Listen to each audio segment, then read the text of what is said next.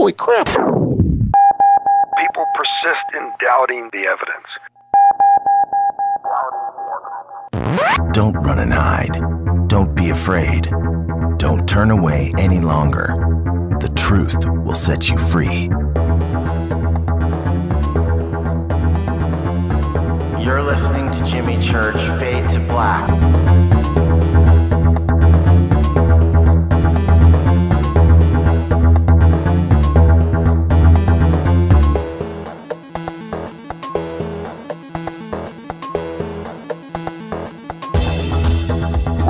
All of our antennas towards Jimmy Church. And now, your host, the captain of conspiracy, the prince of paranormal. This ain't your daddy's radio network show. This is Jimmy Church, Fade to Black.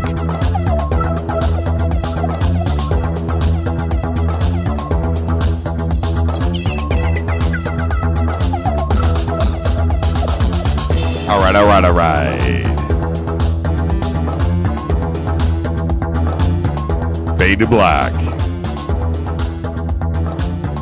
How you doing? How you doing?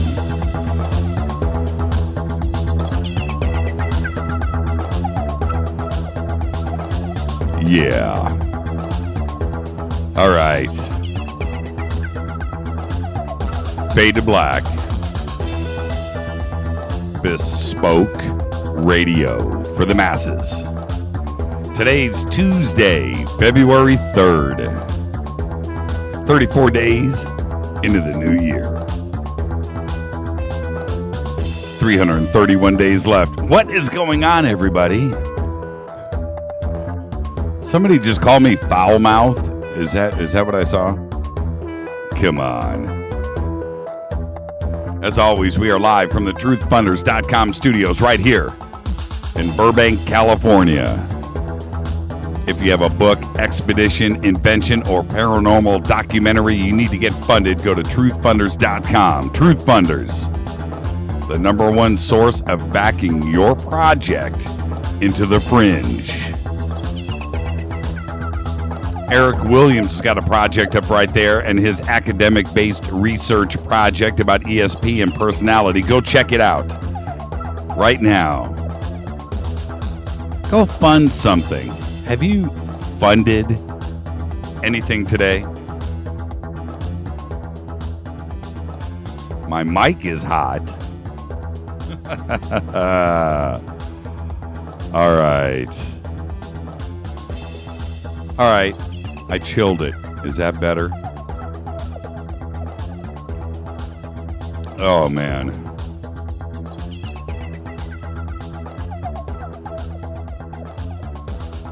Yeah, Method and I were talking about different ways to work on the clipping that apparently, we don't know if it's too hot, too low. So if it's too hot, there you go. Yeah, I'm with MC. It's Space Boy. All right, let's go. Let's get this show cracking. I'm ready. For KJCR and the Game Changer Network, I am your oh-so-humble host, Jimmy Church. Big salute to the proud men and women in uniform all around the world fighting the good fight for us. Without them, there is no me, there is no you, there is no us, and you couldn't hear me right now. And I need you to think about it. All right. Podcast, flying, up and running, cool. Just go to jimmychurchradio.com, podcast, support this show. That's what you should do. $2. What's $2? $2. You know what it is? It's $2 more than faders.org, which is free, fun. Become a Fader Not today. Go over to Faders.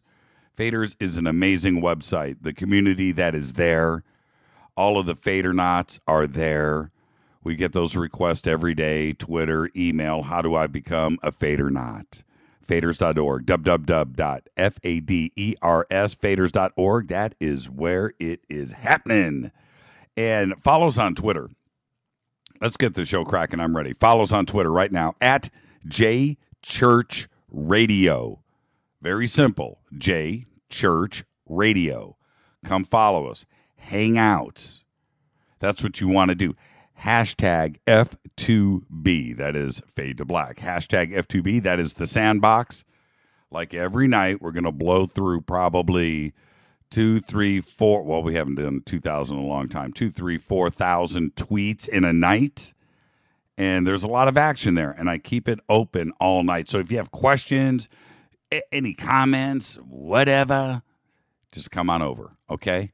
At J Church Radio. If you have any questions for me or the guest tonight, Frank Joseph Hoff. We're going to be discussing Atlantis all night. You can do that hashtag F2BQ. The Shoutcast stream for tonight's show is, that's from Klaatu. Hey, Klaatu, you got to tell me what you're doing with that. Does that feed back? What feedback to us? Do we get numbers?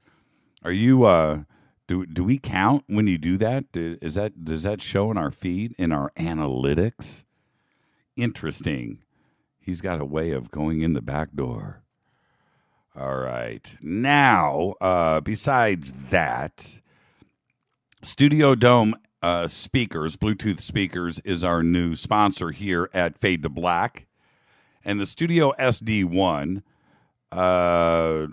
bring the SD1 in here, and I'll take a selfie with it live during the show. I was going to do it earlier today. I spaced it. But the Studio SD1 speaker, they've got a promo going on it. And this little guy, it weighs about as much as a grenade. I've never held a grenade, but that's what you're going to think it is. It's really cool. Solid metal, Bluetooth speaker. It's voice activated. And for everybody that's out there that's listening, and we looked at our demographics, so many people listen on iPhones, Android phones. This is what you need for the show. It's got a subwoofer. It is an amazing little speaker. And not only is it cool and it's voice activated and Bluetooth, but it sounds amazing. And it's got that bottom end. So when I choose to go into Barry White mode, like now, that thing will vibrate everything. You know, you could probably put it in your pocket if you were strange when I talk like this. Anyway. Enter promo code. Go to jimmychurchradio.com. Go to jimmychurchradio.com. There's a banner there. Click on the banner. You'll see on the banner for the Studio Dome speakers, it says, enter the promo code Jimmy and get $40 off of the list price. The list price is $99, $99.99. $40 off. That's $59.99. And you get free shipping. It's amazing. Yeah, there you go, Eric. Right on, brother. It's amazing. Okay, Wo's bringing the speaker into me now. Thank you. Whoa. All right, a couple of things about this. She says no more Wo. And you know what? She doesn't realize she's dug that hole way too deep, and it's not coming out of that anytime soon. So the box, it's a really cool gift box. That's the one thing that's cool. And it's got a little velvet. It's got a velvet bag and an antenna that plugs into the USB port. And this speaker is amazing. Now I'm going to take a selfie during one of the commercials, and I'll fire this off so you can see actually what the speaker looks like. When you go from Studio Dome, from our banner, from the link, that'll take you straight to the page. You can look at pictures and stuff and check it out.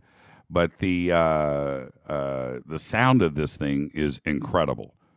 I'm serious, and I wouldn't put my name. The guy that designed this is a friend of mine that I've known for a long time. I'm talking about the guy, and David, and I've known him for a long time.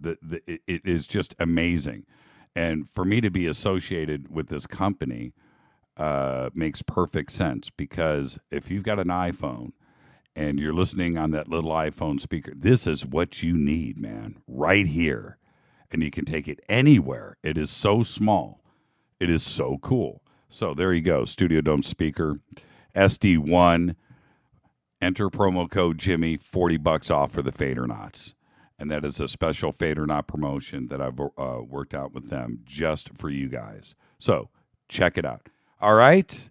Okay, let's get this show cracking. I am ready today. actress Blythe Danner is 72 years old. How does she make the cut? She makes the cut because she is Blythe. Meet the Parents. That's what you're thinking of first. Yes, I get that, but no. She made the cut because of Future World, 1976 with Peter Fonda. That's how you make the cut. Today, guitarist Richie Kotzen, 45 years old, lives down the street. Kinks founder and guitarist Dave Davies is 68 years old today. And I was thinking, he can't be 68. This is 2015. He formed the band in like 1969. I go and look at it. He formed the band in 1963 when he was 2. Most people don't know that. Dave Davies was 2 years old playing guitar. 2 years old, writing those hits.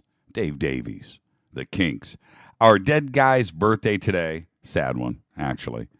Jay Adams, skateboard legend. Born in 1961, died in 2014. He was an original member of the Z-Boys skateboarding team right here out of Venice and Santa Monica, California. And, I consider him to be one of the most influential skateboard guys ever. Emile Hirsch portrayed him in the 2005 film Lawrence of Dogtown. And in and out of prison, assault, drugs, meth, heroin, just a bad skid down. And he died of a heart attack August 15th, 2014. In Puerto Escondido, Mexico, in bed next to his wife. Jay Adams, February 3rd. Also today, another sad day. The day the music died, February 3rd. Richie Valens, Buddy Holly. What was that lake? Wasn't it in Iowa? What was it called? Clear Lake? Oh, man, just bad. That was a bad day. February 3rd. Every time it rolls around, we think about that, don't we? Follow us on Twitter, Facebook, YouTube. Everything is right there at Jimmy Church Radio. If you're over on Spreaker right now, the links to all of our pages are there too. So go and follow, like, subscribe to the YouTube channel.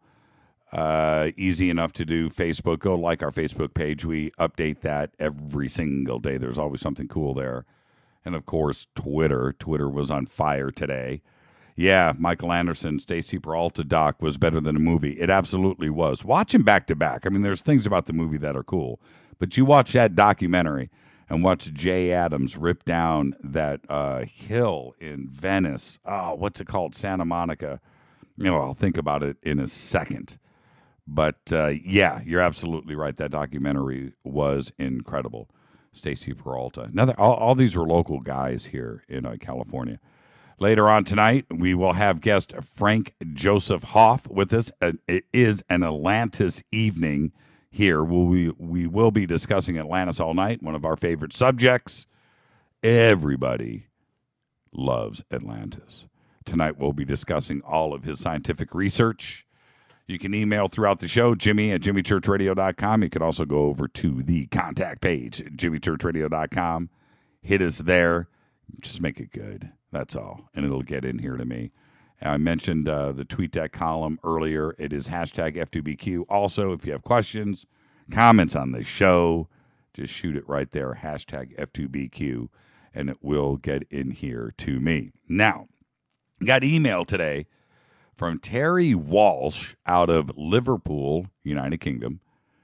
And, you want to slap this up on Twitter really quick? He sent me a pic that he found. I'll just read the email.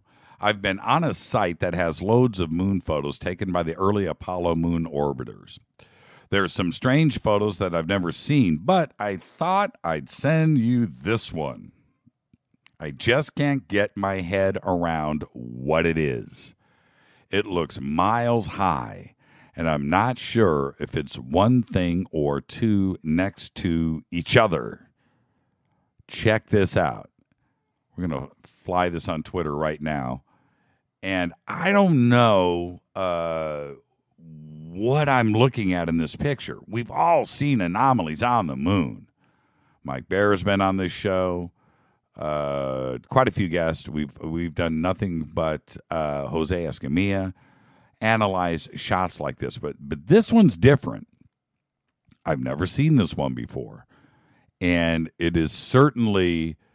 As I'm waiting for it to pop up here, I want everybody to see it at the same time. Just follow us right now at JChurch Radio, and you go to hashtag F2B. You should have TweetDeck. You'll see it pop up. It looks like it's hard to judge too about the size of it, but it certainly does look big. But it looks, here it is. Now you can see the horizon in the background. Okay, now look at this pic. I'm blowing it up. Somebody explain that to me. Just somebody explain that. I need some splaining here. Look at the shadow. Okay, so it's an obvious structure of some kind, man-made, alien-made. I doubt that this is natural. But what do you think that is? I'm just saying, look at that.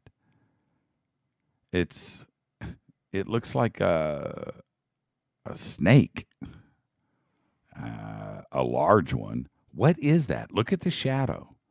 Look at the craters. What is that?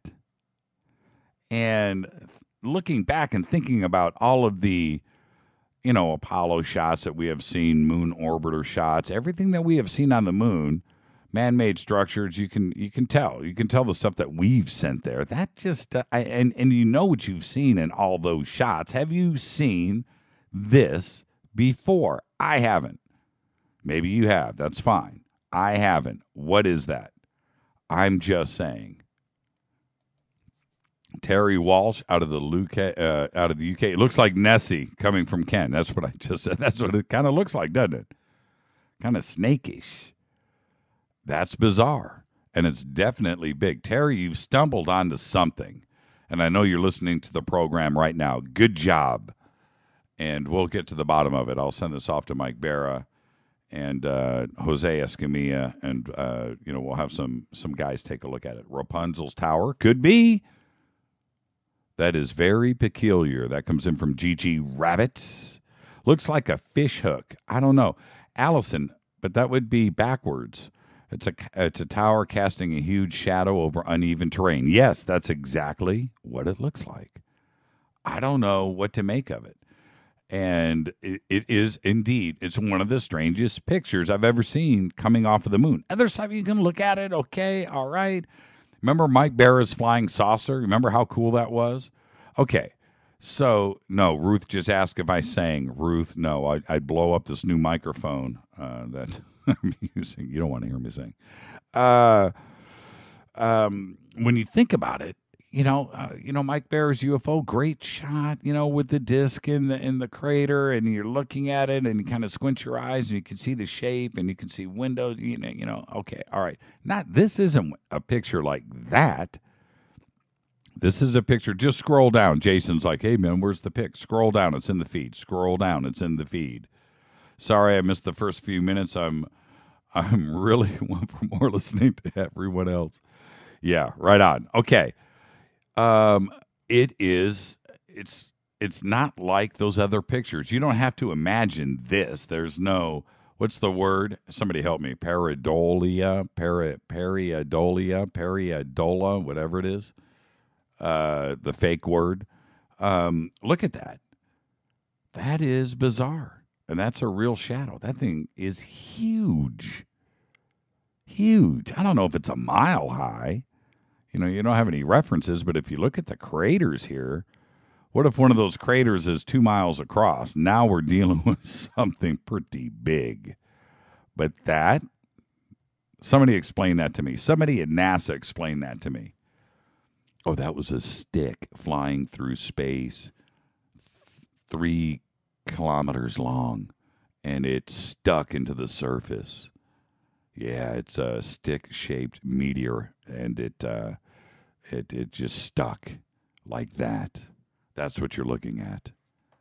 Yeah, that's bizarre. Terry Walsh, good job, my brother. All right, where are we at? Oh, I blew past everything, and I got to get to the news. Oh, man, I didn't even do my commercial break, and I've got tons of news to do, and I got to pay the bills, so let's pay the bills, and then I'll come back and read the news. This is Fade to Black, only on the Game Changer Network. Yeah, we got TuneIn figured out today. That's the good news, so we should have that tomorrow. iTunes is right behind it. Totally fired up about that. This is Bespoke Radio for the Masses. I'm your host, Jimmy Church. Enough of the babbling. Let's get cracking. I'll be back right after this. Stay with us.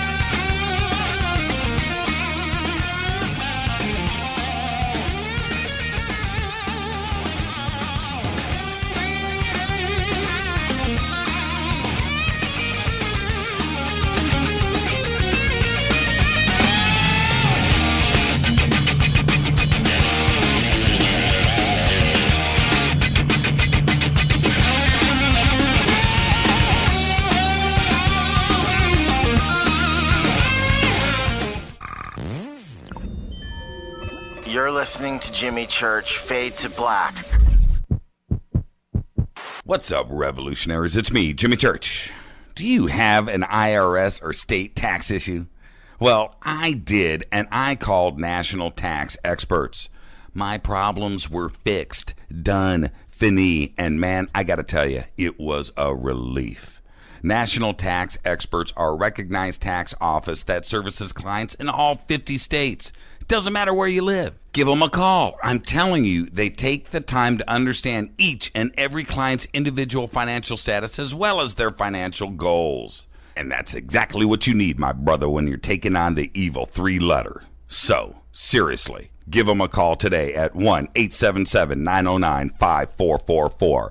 Again, 1-877-909-5444. Or go check out their website, www.nattaxexperts.com. That's NATTAXEXPERTS.com. Tell them Jimmy sent you. This is KJCR at JimmyChurchRadio.com.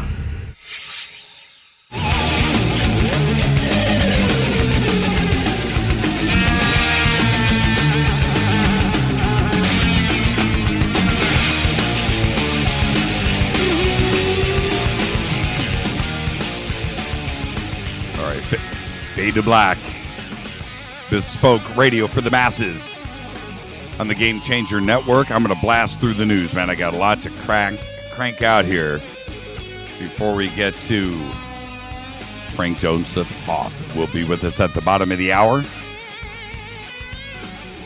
Video and stills appear to show a Jordanian military pilot being burned alive while confined in a cage. Fade to Black will not be showing images of this, which triggered global condemnation and prompted immediate promises of retaliation and protests in Jordan, one of more than 60 nations involved in the U.S.-led coalition against ISIS in Iraq and Syria. The 22-minute video begins with an attack on Jordan's King Abdullah II, suggesting that he is to blame for what happened to the pilot. Short time after the video became public, Jordanian military spokesman Mabdul al-Amri said that the pilot was assassinated on January 3rd. Open Minds is reporting today that a film from the 1940s was recently discovered and shows American military personnel carrying a dead alien body. At least that's what New Zealand Australian magazine Uncensored claims. This film was recently uploaded to YouTube. The magazine originally posted the video to its website by editor Jonathan Eisen on January 22nd with the title Roswell Original Footage of Dead Alien Rediscovered by Uncensored Editor. That post cites alternative news website All News Pipeline as the story's source.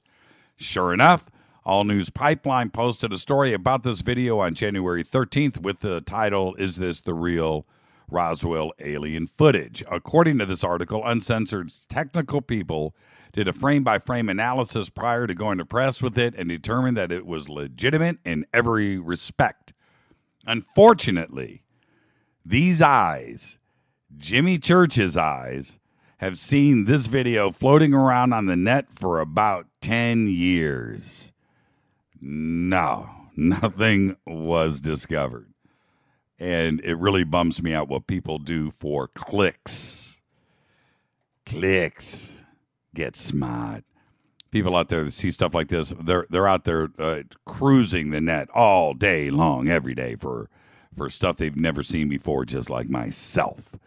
And I watched this video today. I was like, oh, come on. Really? Now, I admit it's a cool video, but I just have my suspicions. This points back to the alien autopsy days. Maybe this is some footage they didn't use, and they were trying to make it look like that. Could be the real deal. Could be. I'm just saying, if you're going to claim that it was discovered and throw all of this stuff on it and it's newly and all of it, you know what? You got to make sure that this stuff hasn't been posted before because it's been out there for a long time. A court document from the CIA leak trial against accused whistleblower Jeffrey Sterling reportedly shows Iraq could have been the second target of the agency's Clinton-era plan to deliver flawed nuclear weapons blueprints via Operation Merlin. Examining documents entered as evidence in the prosecution of Sterling, a former CIA employee, journalists have found multiple indicators that after Iran, Iraq and other countries may have been given flawed nuclear bomb plans. That's just a bad idea. Experts think the flaws could have easily been reverse engineered to create a functioning nuclear device. Yeah, but how about blowing up a city with bad? That just sounds like a bad idea. More than 110,000 Facebook users, and I hope you're not one of them, accidentally installed malicious software over a recent 2-day period, security researcher says, allowing their computers to become infected with a dangerous porn-disguised Trojan that lets hackers take control of their computers. According to a warning sent out to the full disclosure mailing list last Thursday by researcher Mohammed Fangani, social networking users have been falling victim to the attack en masse by clicking on posts purported to contain pornographic material and then installing what appears to be an update to Flash Player. Man, you just don't do that. I mean, Flash Player update pops up on your screen. Run. Shut down the computer. Reinstall Windows. A Trojan tags the infected user's friends in an enticing post, Vangani wrote. Upon opening the post, the user will get a preview of a porn video, which eventually stops. He added, a prompt is then displayed, intended to persuade the target to install a phony Flash upgrade. Once the computer is infected, a hack is able to hijack the target's keyboard and mouse, effectively allowing the attacker to see every click and stroke being executed, no pun intended, as well as the contents of the computer. Insane. With that, I'm out of time. I got to get Frank Joseph on the phone. So let's do it. This is Fade to Black. I've got tons of news. I didn't get to. Maybe we'll do some more later on tonight. This is Fade to Black. Bespoke Radio. That's right. Spiritual Warrior. Prawn. I said prawn. Shoot me an email to jimmy@jimmychurchradio.com. Come follow us on Twitter right now at jchurchradio. That's what you want to do. Hashtag F2B. You've heard about it. You want to know what the Fadernauts are doing. You want to be part of us. Come hang out. Just maybe you'll get vetted. You'll get some code, and we'll let you in the club. I'll be back right after this. Stay with us. Hello, and you're listening to my main man, Jimmy Church, on jimmychurchradio.com. My name is Nick Dominguez. Hi, I'm Rex Dominguez, and I listen to jimmychurchradio.com. Jimmy is your preacher. Amen. This is Toby Kebbell. You're listening to jimmychurchradio.com. Don't hurt me, Jimmy. I'm only little. Hey, I'm Adrian Grenier. And this is Ari Gold. We're of the Honey Brothers. Yes. We're of the Honey Brothers. Hey, I'm Adrian Grenier. And I'm Ari Gold. We're the Honey Brothers. And you're listening to Jimmy Church. The Revolution. KJCR. JimmyChurchRadio.com. Despite popular opinion, reading a book will not make you smarter. But listening to Jimmy Church will.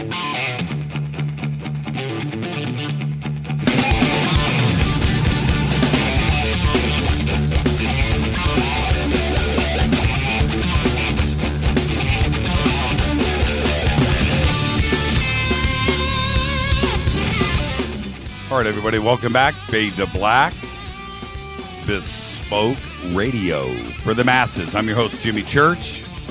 We are only on the Game Changer Network. Excited about Frank Hoff, Atlantis. We're gonna go deep into it tonight and his scientific research with Professor Santos. We'll save all of that for just a bit. I wanted to say, go back, the SD1 speakers. Yeah, just click over at jimmychurchradio.com. And for the Fadernauts, $40 off, free shipping. That is one of the best Bluetooth speakers out there. Go check it out. All right, and with that, I actually did that just because I'm clicking buttons in the studio. No engineer tonight. Frank Joseph Hoff graduated in June of 1982 from the University of Washington School of Business in Seattle, where he earned a bachelor's degree in business administration with concentrations in both marketing and management and organization. In 1996, Mr. Hoff met up with Richard C. Hoagland, our friend here on the show, at a Mars conference in Seattle and started doing some pro bono research for him on his off hours. It was while doing this research for Mr. Hoagland that Mr. Hoff came across the unusual work of a Brazilian professor by the name of Professor Arysio Santos at the Atlantis website, which is www.atlan.org, Atlantis, the lost continent finally found.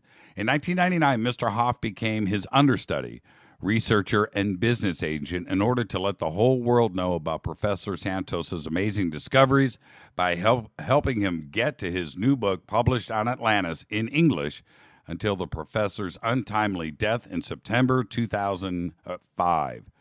Mr. Hoff is continuing Professor Santos's seminal discovery work by doing research on Atlantis himself. I would like to welcome to Fade to Black, Frank Joseph Hoff. Frank, are you with us, sir? Yes, I am, and good evening to you, Jimmy, and all your listeners from Seattle. Oh, bad day over the weekend. Indeed it was. We're Seahawks fans here, and, the 12th man, and it just didn't quite turn out like the game before, but it was rather a spectacular game throughout. You know what? When it came down in the end, I just thought after that remarkable catch, that it was going Seattle's way. It was one of those things you guys weren't going to be denied. And wow, what a finish. But you know what? That is, I'll have you come back. We could do 2 hours on that. We could do 2 hours on the last 2 minutes of the game, as is the entire sports world. I'm sure they haven't stopped. Well, it'll pretty much go on down in history, at least those last two games that the Seahawks played, not just the last one, but the one previous to that to get into the Super Bowl. So they're remarkable, actually a remarkable comeback in order to get into the NFC West winner championship. To go into the Super Bowl, so that was one of probably the most remarkable comebacks in playoff history. You're so right on that. That game was so incredible the week before, and it felt like it was meant to be, and I totally understand. I mean, I'm a sports fan. And when you watch games like that, that was one of the best finishes ever. And for so many people to say, it was given to them, it was mistakes, you know what? They didn't give up. That's the point. If it would have been any other team, you take a knee, you're done. You're down by that much. But they didn't give up. And that's the whole point. And that's why they won the game. So, all right, Frank, seriously, you're getting me fired up, man. I didn't mean to get you fired up either. I can stay right here. Welcome to the program, first off. And as I say to every guest that comes on, we have a wonderful family here, the Fadernauts, and a large audience. And what we do each night, you and I are just going to sit down like we're on my couch in my living room, and we're just going to talk. And we're going to start where we start, and we're going to end where we end, and it'll be a fascinating night of discovery for us all. And I'm really looking forward to this one. Okay. Oh, it sounds great. And I'm glad to do the show with you and for your listeners to, well, learn and know more about Atlantis. It's a process. Professor Santos is actually was doing the work for more than 30 years, really. He has had a remarkable background too, in as far as his resume and everything. And by the way, I was going to point out our website is at for your listeners is at www.atlan.org. It's the first 5 letters of Atlantis. It's a .org website, and it's also, you have a link up on your website, I know, to it as well. So we've actually redesigned the website, at least temporarily, to a different design. We're also looking to redesign it much further and tie in a whole lot more things like social media, and also maybe we'll eventually have like a newsletter page, so we put out a new newsletter, maybe a membership type of pages as well, and different categories of that. So just to let you know, we're kind of at not necessarily the infancy stage, but kind of like the toddler stage of this so far. We've got a long ways to go, and I want to let you and your listeners know this is not going to go away. You see, so many times you'll hear a big splash about Atlantis. It's located here, or it's located there. And all of a sudden, it fades away, and you never hear about the people that are bringing out the information. And they have some of these things. It's all here, and we got the evidence and all that. And then nothing comes of it. I mean, this happens. I'm sure you've seen over and over again. Well, and one of the things, and we're going to get so deep into your work with Professor Santos and his theories, which I find fascinating. And even for a guy like me, I don't have a PhD, but it is something that causes you to stop and pause and think and go, man, you know what? Maybe just everybody has had it wrong. And certainly Plato really helped to point everybody in the wrong direction, and that's all we had to go on, or a large chunk of it, certainly. And, we were just looking in the wrong areas. And we're going to get to all of that in a second. Tell me first, though, we're not about how you met Santos. We're going to get to that in a second. But why do you think that Atlantis is still something that everybody is so fascinated with today, including myself? I mean, we all want the myth of Atlantis to be real. What is the fascination? Well, I'm going to answer that question, but I want to back up for something you just said that about Plato or Plato for your international listeners. Right. About his dialogues, Critias and Timaeus dialogues. And it's really not that he was really wrong at all.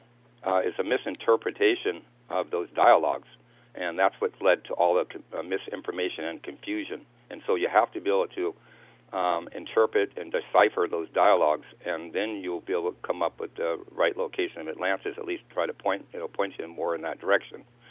And so in answer to your question about the fascination, look at this is it's really important to everybody that's concerned. And I had a paper here I had laid out, and I wanted to kind of read this a little bit. Maybe if I don't find it right away, I can do it during the break. But there is an importance because Atlantis is really the cradle of civilization. I think I just found it. This is probably the best way for me to describe this. And the question is, what is the importance of Atlantis for mankind? And this is the answer that I was able to put together along with Professor Santos, and that is Atlantis is a source of most all religion, most all science, and most all races and civilizations. It is the cradle or birthplace of world civilization. Where civilization began is discovering now, at the very dawn of millennium, has been predicted from the deepest antiquity and is indeed the true message of the Gospels and other such holy books. The discovery of Atlantis brings back the hope of rebirth of the Golden Age with its promise of universal peace, harmony, love, and happiness for all mankind. It will also cause a major revolution in our view of the world, of both our past and our future, for it is a remembrance of our ancient ancestors from our ancient motherland and fatherland and honoring them. All of this is to happen now as we enter the third millennium, the age of Aquarius. And I yes, absolutely right. And then you tie in all of the other legend of Atlantis that a lot of it is modern, of course, with the advanced technologies and crystals and knowledge, and of course, it being a lost civilization. That causes the intrigue too, and that causes the movies, and that causes the books, and that causes the fiction that is created behind Atlantis. And we just can't seem, as a people, to let Atlantis go. We continue with it every single day. There are books written and movies made, and it just stays with us day after day. And of course, Edgar Cayce and Blavatsky, and we'll get into that too as well. That just adds fuel to the fire. And it hasn't shrunk; it has actually grown. Yeah, there's been, like as you mentioned, there's been over 25,000 books written about Atlantis. Unfortunately, most of them are misinformation or incorrect information, and that's part of the reason why Professor Santos and I, now, as serious researchers on Atlantis or Atlantologists, we found it becoming upon us to really start to lay this out, to get the knowledge out of what where the true location of Atlantis is, not the what do you call a remnant or a outpost or some type of other place that was a secondary place, but the true original location. And by the way, I was going to also preface this show. Professor Santos, when he was alive, or I now, we're not in this to put one political group against the other, one religious group against the other, or one social group against the other. And we don't have any of those type of agendas. We don't really hardly even have an economic agenda, because we really never made any money on this. As a matter of fact, most of the time we're actually losing money. So if that makes people feel any better, that's kind of where we're at. I hope someday we can reverse that. But it's almost like a non-profit organization. My organization is Atlantis Publications, Inc., or Atlantis Publications. And as you mentioned before, our book is Atlantis, the Lost Continent Finally Found, the definitive localization of Plato's Lost Civilization, or Plato's Lost Civilization. And that book, by the way, is available through our website. There's a link on there to Amazon, and also it's in many different types of bookstores, probably around the country and even other places around the world as well. Can we address some of the modern myth before we, we're going to spend probably 2 solid hours going through your research, which is, I find it fascinating. But there's a couple of things our audience certainly would love to hear you address directly. And if I could, Edgar Cayce was able to give detailed descriptions on Atlantis, and he had asserted that Atlantis would rise again in the 1960s. Of course, that didn't happen, and that there was that infamous Hall of Records behind or underneath one of the Sphinx's paws that was holding the historical text of Atlantis. And can you address that a little bit? Well, Edward Cayce was actually one of the most gifted prophets here, probably like of the 20th century. Actually, I met his son, Edgar Evans Cayce. Actually, I have a photo of him, and I was able to get him on some other talk radio shows as well, because of meeting him, and even before that. So that's why occasionally he was on. He actually passed away, I think it was last year, if I'm not mistaken. Right. or maybe the year before. And I wish I could have got to meet him again. I did tell him about Professor Santos' work, but at the time I don't think I had the book. So I went to the ARE over in Virginia Beach, Virginia, and actually they had a seminar and everything going on. And so this is quite a ways back now that I met with him. But that was Edgar Evans Casey. As far as Edgar Casey goes, well, look, he had a whole lot of different, readings is what they're called, where he's actually sleeping as a sleeping prophet. That fortunately he had a secretarial person that did dictation and took everything down that he was doing on these readings. And so he said too that that he could be potentially wrong about any reading that he was doing, and may not necessarily be accurate. And so, places like maybe Bimini or maybe Cuba or some of those areas in the Caribbean, at best, as far as our take is on it, there could be a remnant or maybe an outpost of Atlantis, but not the real true location. And that's for a lot of reasons. Right, that there might have, just like any imperialistic empire that is out there, you're not just confined to where you are, just like the United States has. We have Guam, for instance. We have places all around the world, and you're suggesting that possibly Bimini or any other location that is out there that is reported to be Atlantis could be a state of Atlantis or an extension of Atlantis? An extension that could be an outpost or something like that, because they were a worldwide empire. Right. That's what they were able to reach, and they had they were known as the Sea People. They were able to circumnavigate the globe. They had very much knowledge as far as astronomy and geography and navigation and all the things that they need to know, as well as what the equatorial currents and that sort of thing too. They knew a lot about that.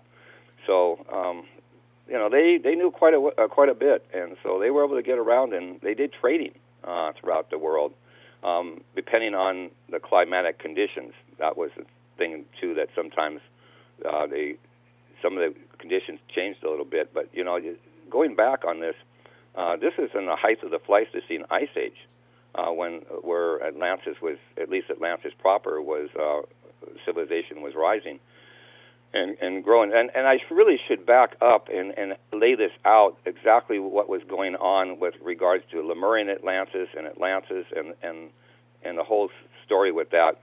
So can I do that now, or actually, what I'd like to do is, we'll set this up more like a journey, and we'll take some of the modern stuff that everybody is familiar with, and then you and Professor Santos's work is so diametrically opposed to all of the other theories about Atlantis. We lay all of those out, and then it will allow you to, when we get into your research, exactly why yours makes sense. And so we'll do that. We'll take our time, man. We got all night. Okay.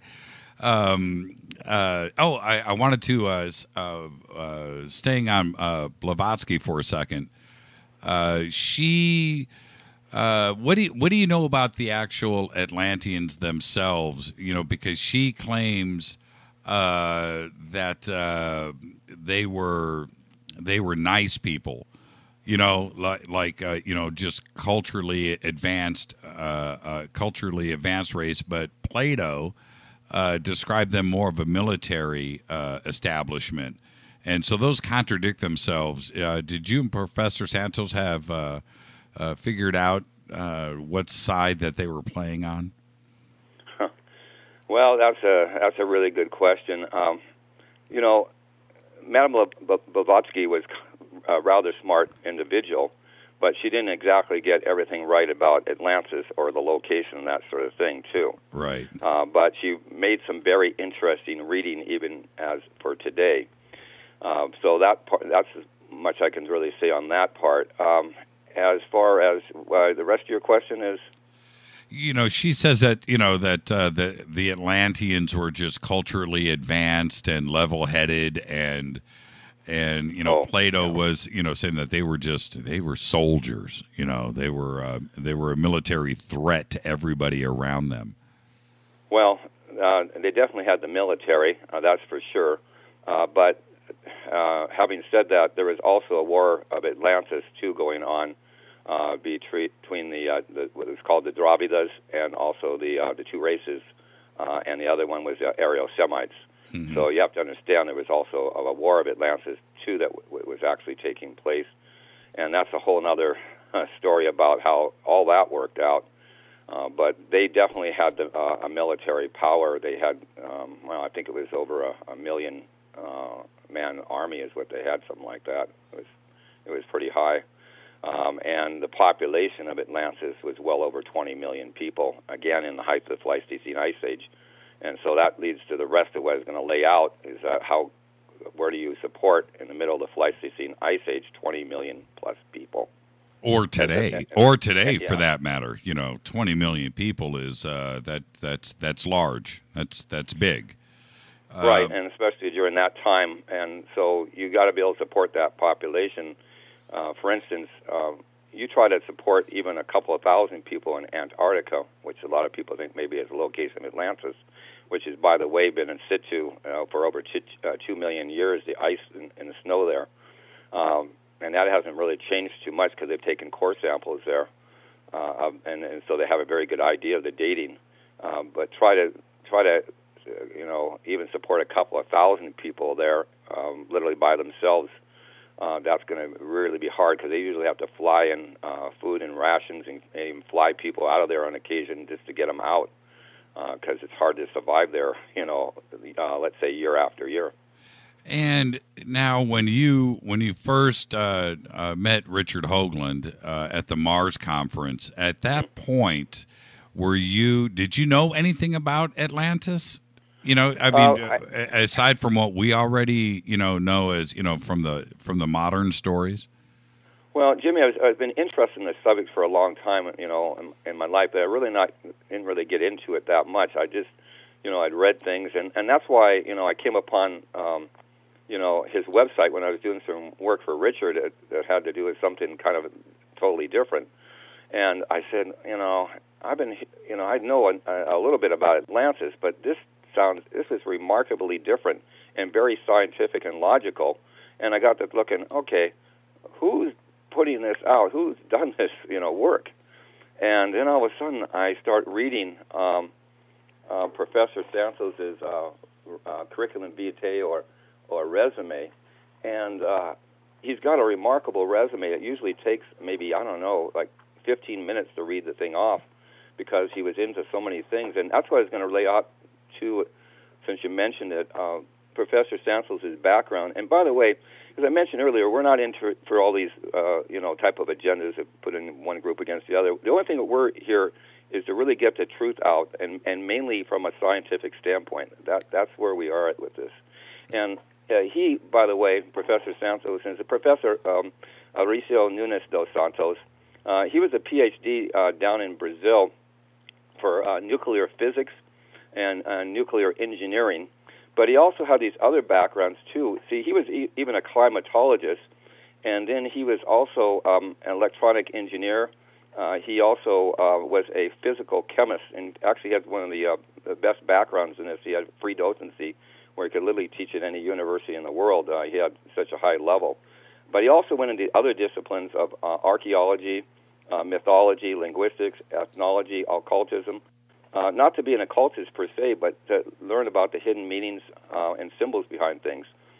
He also went to etymology because he wanted to know the origin and derivation of words, so he could really start to decipher this whole riddle of Atlantis.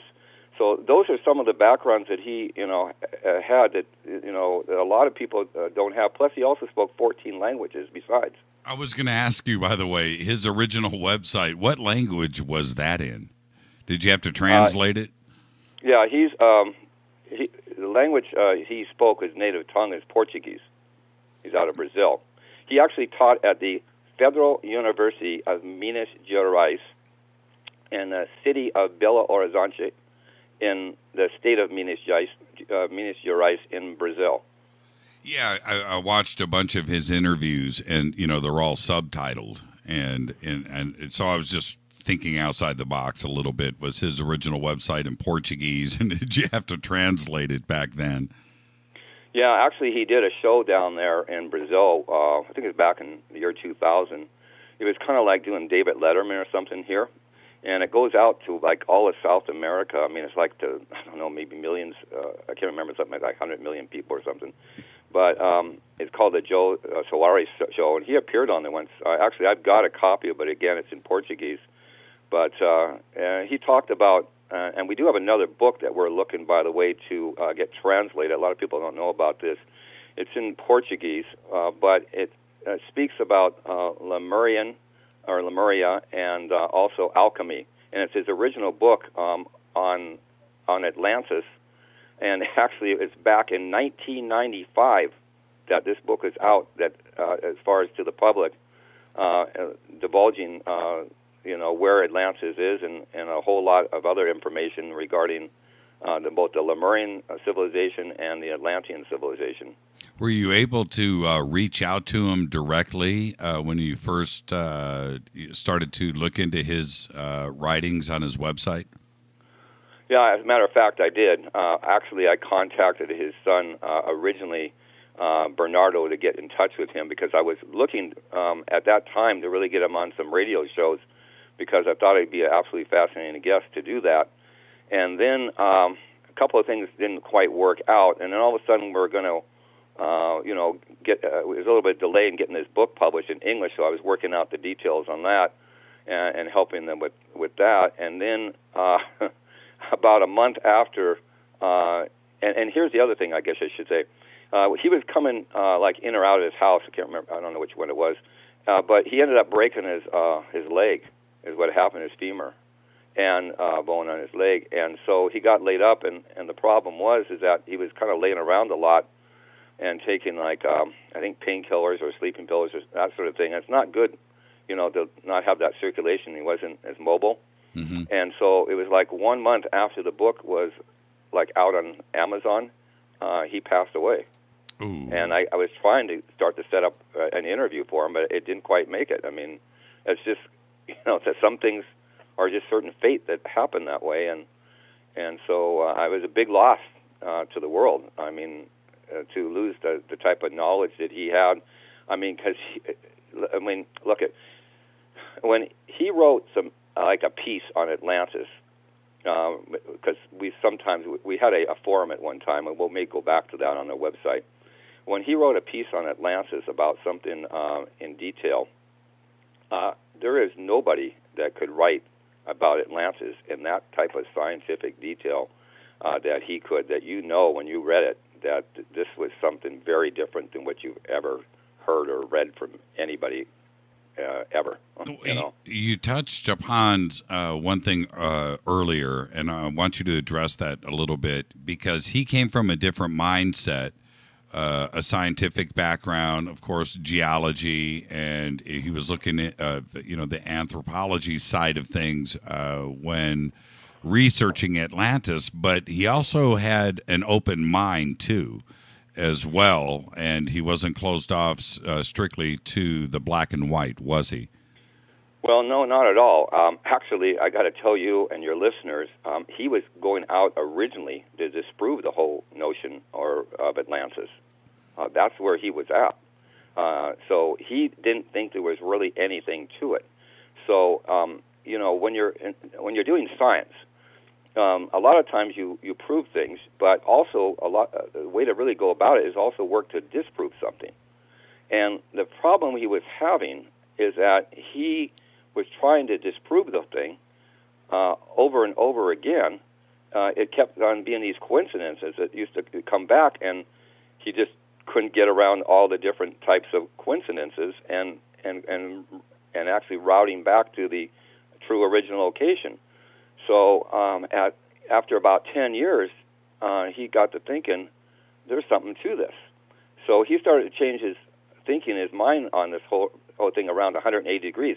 And what he didn't do is he didn't find out that he was like maybe wrong and just all of a sudden trash it, and that kind of of idea, notion to do it. Is, if you're wrong about something in your science, you just try to, get rid of it, before somebody, finds out that you were wrong, because they don't like that, scientists. So, in many cases, so he was an honest scientist, and he went and spent another 10 years to start to fill in the pieces of the puzzle, and then something close to maybe, 8 or 10 years I was with him on doing this, to fill in some more of it, and it was really a total of 30 years that he did everything, but it was just like a very large jigsaw puzzle, but not just 1,000 or 2,000 piece one, but something like 1 billion piece one that's got scattered all around the world, and he had to piece it together, not by cramming pieces together and trying to make them fit, but make sure that the pieces fit logically together, very smooth and even fit, so he could get a clear picture about what Atlantis is all about and its true, real location, and also, as you mentioned, maybe where some of the colonies or outposts, and other locations add or remnants. And so that's why he ended up, and that's what I was going to talk about later, is reverse engineering it back to its true, original, real location, and not just a remnant location. Right. So you're suggesting them, which I think is a fascinating way to go about it. If I'm understanding you correctly, he was going backwards. He was scratching other locations off of the list, as he was actually originally even trying to disprove the existence of Atlantis. So was he like, going to the Canary Islands and investigating that and scratching that off the list, and Cuba and the Bahamas and Bermuda Triangle, and eventually ended up in Asia, in the South China Sea? Yeah, and that's what I was going to talk about, because he had to figure. Oh, we lost you. We lost you for about 5 seconds. So you can actually repeat your whole answer. Okay. He was looking for a location on this planet in the height of the Pleistocene Ice Age, where a population of over 20 million people could live. And so, yes, in many ways he had to cross off certain locations, and I'll tell you why. Just about anything, and this is very conservative, anything above 30 degrees north latitude and anything below 30 degrees south latitude is pretty much out of the picture as far as at that time. And the ending date of Atlantis is 11,600 for Atlantis proper, but it actually goes back tens of thousands, if not hundreds of thousands of years before that. And that's another thing I need to lay out for you, exactly how that works in combination with Lemurian Atlantis and Atlantis proper. And what is Lemurian Atlantis? Are we talking about the same thing? And I think that is a lot of people are confused about that, and certain researchers try to tie the two of them together as well. Is it synonymous? Or are we talking about the same thing, or is Lemurian Atlantis indeed two separate times and civilizations? Well, that's why I need to lay this out so we can clear up that confusion. So, is this a good time to do that? It's your show, man. I'm just sitting here, along for the ride. Well, there was actually two Atlantises, and actually really even three. You might be surprised about this. What happened is there was the motherland of civilization was known as Lemurian Atlantis. It existed essentially in the same place. But what happened is, and it went back like hundreds of thousands of years. But what happened is that and this is in Southeast Asia. And by the way, maybe I should even lay out this maybe a little bit differently. But let's go this way. We ended up finding out, we reverse engineered it, or found out through the dialogues of Plato and Critias and Timaeus dialogues of Plato, that the location of Atlantis was located in into the farthest west from at least Europe area. It was out in it goes to the farthest west area of the what is now called the Pacific Ocean. And then also, if you look to from the other side of Europe, it goes out to the furthest east. And so there was a couple of explorers that were actually concerned with this, and one of them was Ferdinand Magellan, and also another one was Vasco Balboa.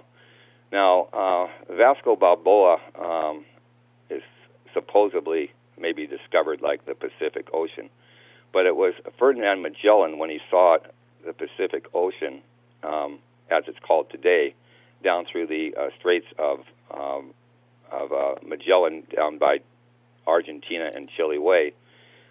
He saw it there, and he saw it as a very peaceful and calm and passive ocean. And so what happened is he named it from the infinitive verb in Spanish or Portuguese called Pacificar. And depending how you use it in a sentence, it's either Pacifico or Pacifica. So usually Pacifico, and what's happened is, at least in English, we dropped the O and it's stuck as called Pacific. And so at the time of Atlantis, it was the oceans around the world and the seas were with a thing called terminus. That's a scientific name, and it means you can really circumnavigate from one ocean over to the other. So the Atlantean Ocean, or the oceans of the Atlanteans, actually went like all around the world. But because of explorers renaming things, and I mean, a lot of names get changed over, let's say, 100 years or 500 years, let alone 11,600. And so the name stuck. And so this added a confusion to things. And then the Indian Ocean, as it's called today, is called it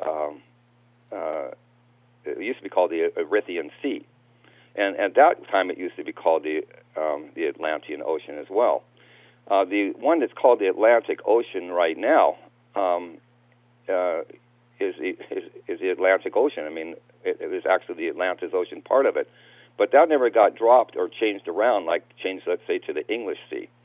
And it might have even been less confusion if instead of changing from the Arysio Sea or even from it just left it at the Atlantis Sea, or Atlantis Ocean.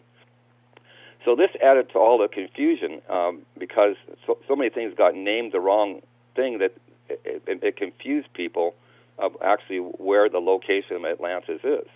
And then you have also the Straits of Magellan, the Pillars of Hercules, going, not Straits of Magellan, I should say, but the Pillars of Hercules supposedly being between, let's say, Spain and Morocco. Right. And, and you have all that with the Gibraltar Strait, but that is a decoy of actually the Pillars of Hercules, because Plato did not say how far out the location of Atlantis was past the Pillars of Hercules. Well, what about the continental drift here? Does that come into play with Professor Santos? And would the Atlantic, if it did come into play, the Atlantic Ocean certainly back then would have been much, much larger. Does that come into his theory?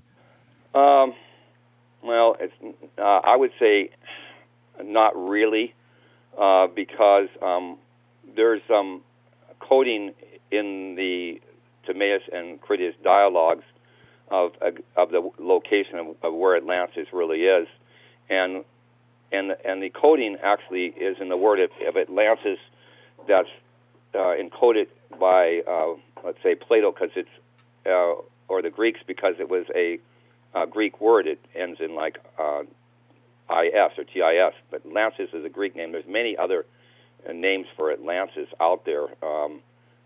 There's like Lanka is one, but not Sri Lanka. Toprovany is another name. There's a whole host of names for Atlantis that are out there, but it's encoded in three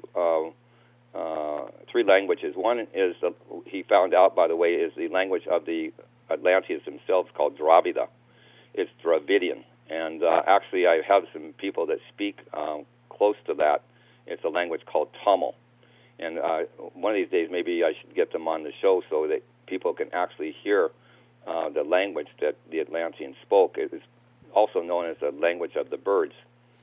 But okay, so let's back up. And for our listeners, so they can start to grasp geographically where we are talking about. Where was Atlantis 1, Lemuria / Atlantis 1, where would that have actually been today? Are we talking about the Philippines, the Japan area, or further west? Okay. I want to lead into that with the word Atlantis, because Atlantis is encoded in the three languages, in Dravida, and actually in like Sanskrit, and also in ancient Greek. And and I could get into more of the details maybe later, but what it basically means is Atlantis is located on the opposite side of the world. It means antipodal or antipodus, on the opposite side of the world in the sunken mountain marshland. And so that's the word. It's highly encoded in the word Atlantis itself, and he was actually able to decipher that. And so that helped point in the right direction of where Atlantis actually is, the original location. And that location ends up being in Southeast Asia, in and around the area of Indonesia and the surrounding area, which includes, like, say, Malaysia, part of the Philippines, as far as that's the far northeastern extension, right. And also, of course, the island of Borneo, which has Indonesia, which is Kalimantan. Java is right there.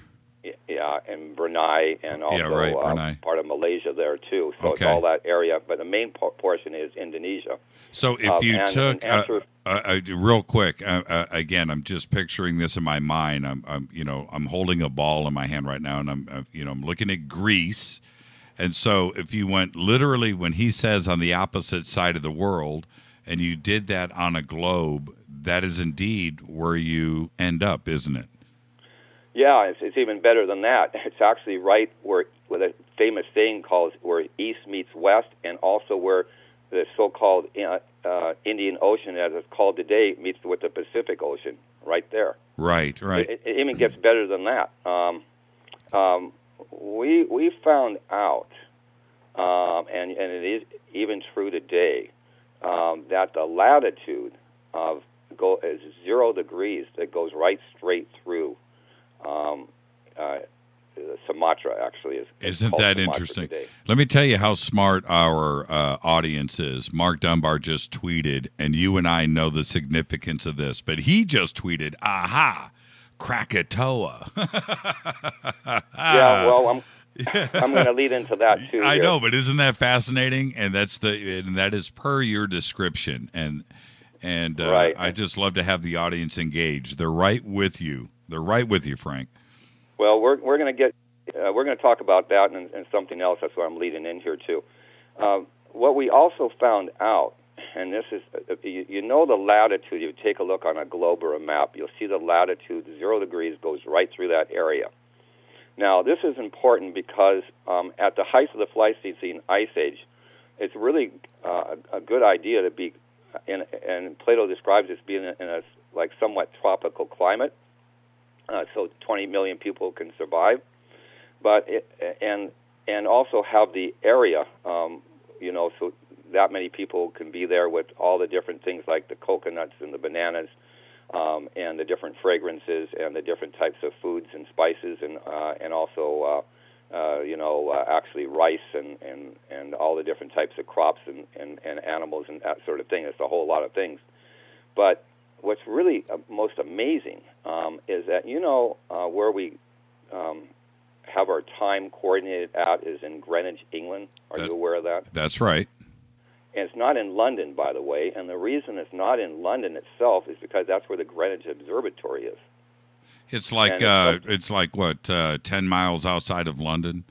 Yeah, I think it's about maybe 15 kilometers what we call east of London. Right. And it's at the Greenwich Observatory. See, at one time, England was like an imperial power and had the most powerful navy in the world. So by convention, they ended up moving the longitude, or having the longitude there, So that's where your 0 degrees meridian or longitude is. Yeah, you got to start somewhere. Start somewhere, right?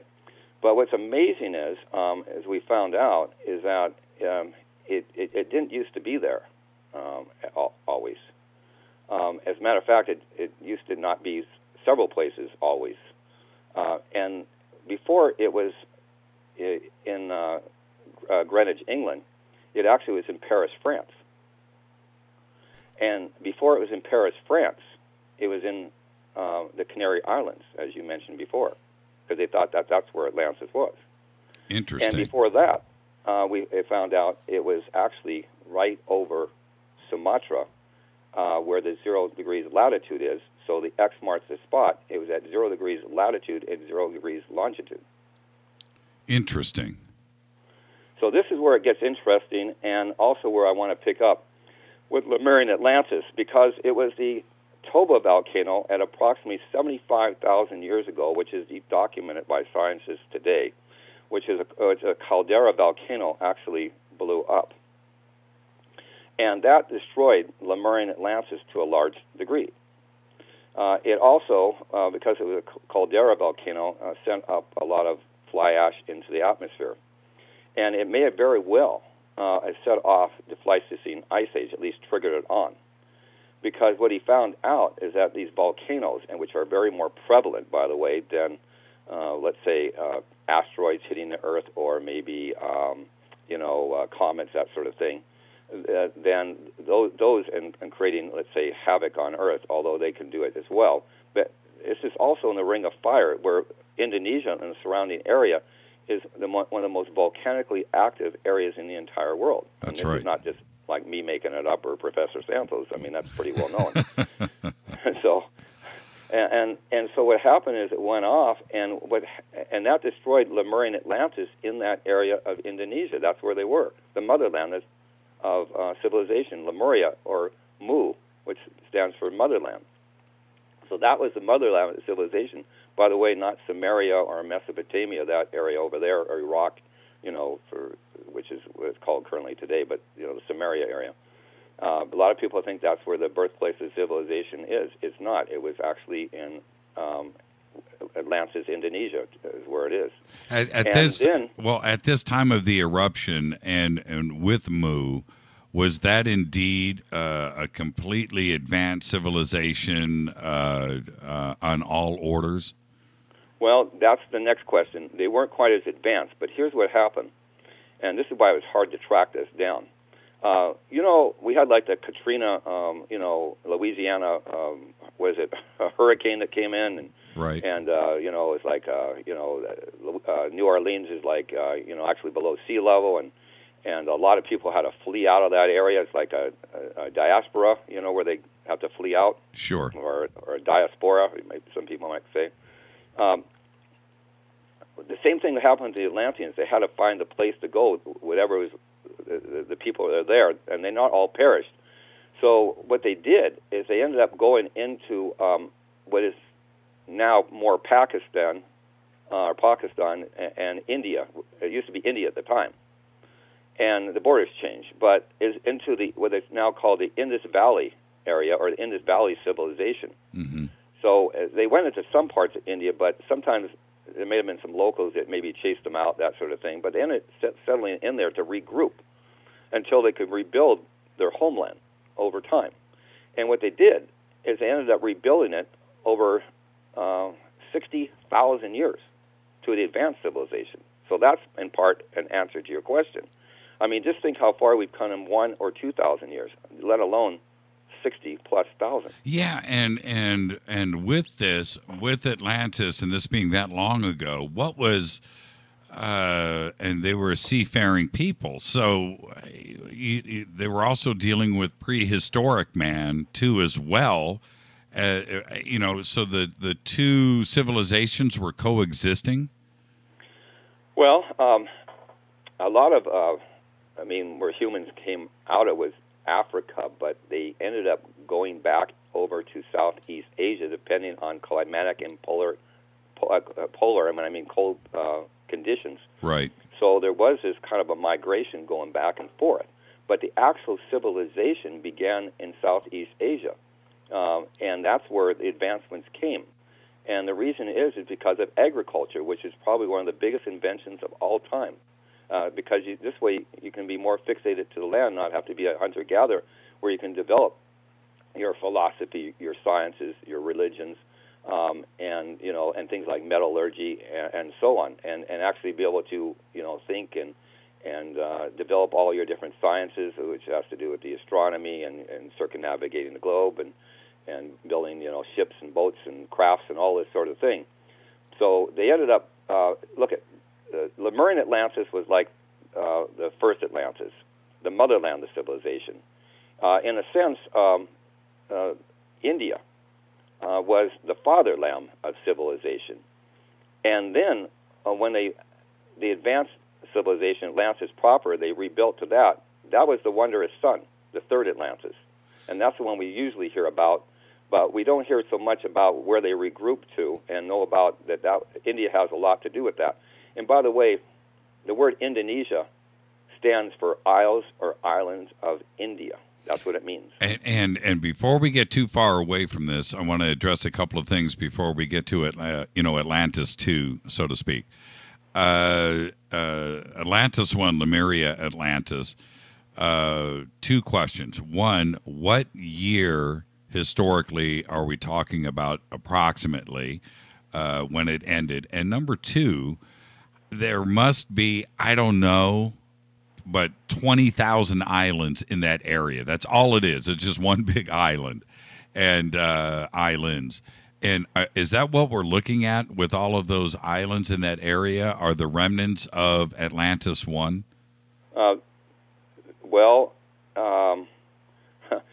Yes, to some degree, and no to the other. Let me explain on that. First of all, you have your listener was right about some things. Toba volcano was what destroyed the Lemurian Atlantis. And that was about 75,000 right in that area years ago. The one that destroyed Atlantis proper, the wondrous sun, was happened at about 11,600 BP before present. And as far as the islands go, yes, a lot of that Lemurian Atlantis got destroyed with the initial Toba volcano, so it may have put it into several different islands, that sort of thing. But the one that really started put into little pieces, and by the way, Indonesia alone has over 17,500 islands just on Indonesia. It's a Indonesian archipelago, and it's I think there's probably more islands with Indonesia than I think any other country in the world. And and then this isn't counting the Philippines or Malaysia as well, which is part of it. And and you can see this on the cover of our book, that all the areas that on the cover of our book you see in brown are all what is existing today as far as land, although there's a lot of islands there. There are little specks too. Right. And everything that's yellow is underneath the water. Now, that is there today. And the reason we know is because we have it from numerous different sources, not just our own, but Professor Santos drew his information out and figured it out himself as a graft. There's several other people did it, even National Geographic has in one of their magazines a while back. It shows the same kind of a subcontinent of Southeast Asia, or of Asia. It's just Southeast Asia, as it was, going back, let's say, 18,000 years ago. Also, more importantly, it wasn't available at the time Professor started his work, but there's a NOAA Space Spy satellite, infrared, and we do have this available. We'll probably eventually put it up on our website, and I probably could someday send it over to you, that shows very precisely that this whole continent beneath the water was all connected together. And the area over there is also very shallow. It only goes down, and this is where sea level rise came in, anywhere from 130 to 150 meters that arose. So that's why when this Air Asia plane, which, by the way, I've flown in and flown across the Sunda Strait and the Java Sea and everything in that area, I knew they were going to find it because it's a very shallow area where they went down. It's That's not right. hard to find. Right, so I'm not surprised at all they could find that. But if you lower down the sea levels, let's say 150 to 200 meters, the whole land mass area will appear as one continent that is the size of the United States with Alaska and Hawaii combined. So now let's move to Atlantis 2. Yeah, and if you're asking about this, it was the Krakatoa volcano that destroyed Atlantis proper, the advanced civilization, by the way, 11,600 years ago. And so I wanted to mention something really important. A lot of people think that it was Atlantis sunk, and it was not the case at all. It has to do with more as a optical illusion. If you're out in a vessel and you see, let's say, the Krakatoa volcano go off, and you get a tsunami coming in from these a caldera type of event, just like it happened, by the way, in Aceh back in 2004. Yep. I think it was on December 26th, and also in Sendai, Japan. You could see all the water coming into the city a few years later. This is not just Professor Santos saying that these tsunamis can happen. You can see yourself on TV that they actually did. Right. And they also happened 11,600 years ago. These particular tsunamis of recent only went up maybe, let's say, 20 meters, 25 meters in height, something like that at the most. But at the time of Atlantis, the initial, what they call the Great Deluge, came in. And it came in not at, let's say, 20 meters high, but at really 2,000 meters high. 2,000? So, yeah, 2,000 meters. That's and a so mile. Yeah, that is actually more, and that is that's what took out a continent or Atlantis proper when that came in. So, but here's the thing: it receded. See, if you remember Sendai and Aceh, what happens is they come in and they go in land quite a ways, but then they recede over a period of time, not too long a period of time, by the way. So, therefore, it wiped out a lot of people, and people had to flee out there the best way they could. They ended up going back again to the Indus Valley area, and then went over eventually to, they went north and then westward into, let's say through Turkey, and then also, let's say, through, what is now is Iran or Persia.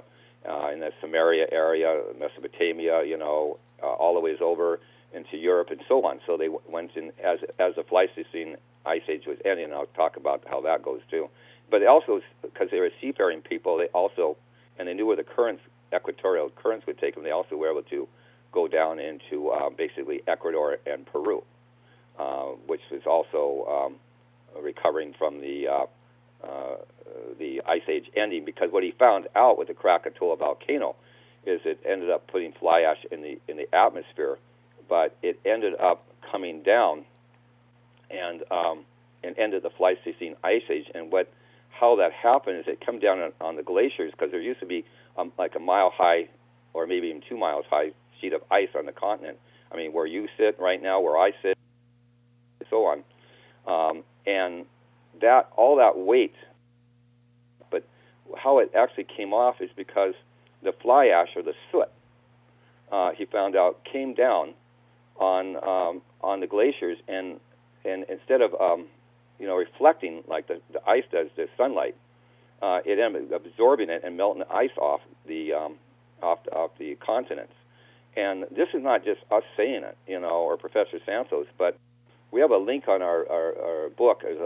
We have a book links there, and that's number, I think, 12. And NASA actually shows where this effect, called the albedo effect, can indeed happen with soot or fly ash in basically melting the glaciers off the continents. I'm looking at it now, by the way, and when Frank mentions this, if you go over to www.atlan.org and you go to what section is it actually in? I think it's number 12. No, not number 12. Oh, it's under the links. So if you go to the book links. Yeah, if you go to the links, it's an amazing way to navigate all of this, and it's really cool. And I'm actually on that page now. This is Fade to Black on the Dark Matter. Did I just say that?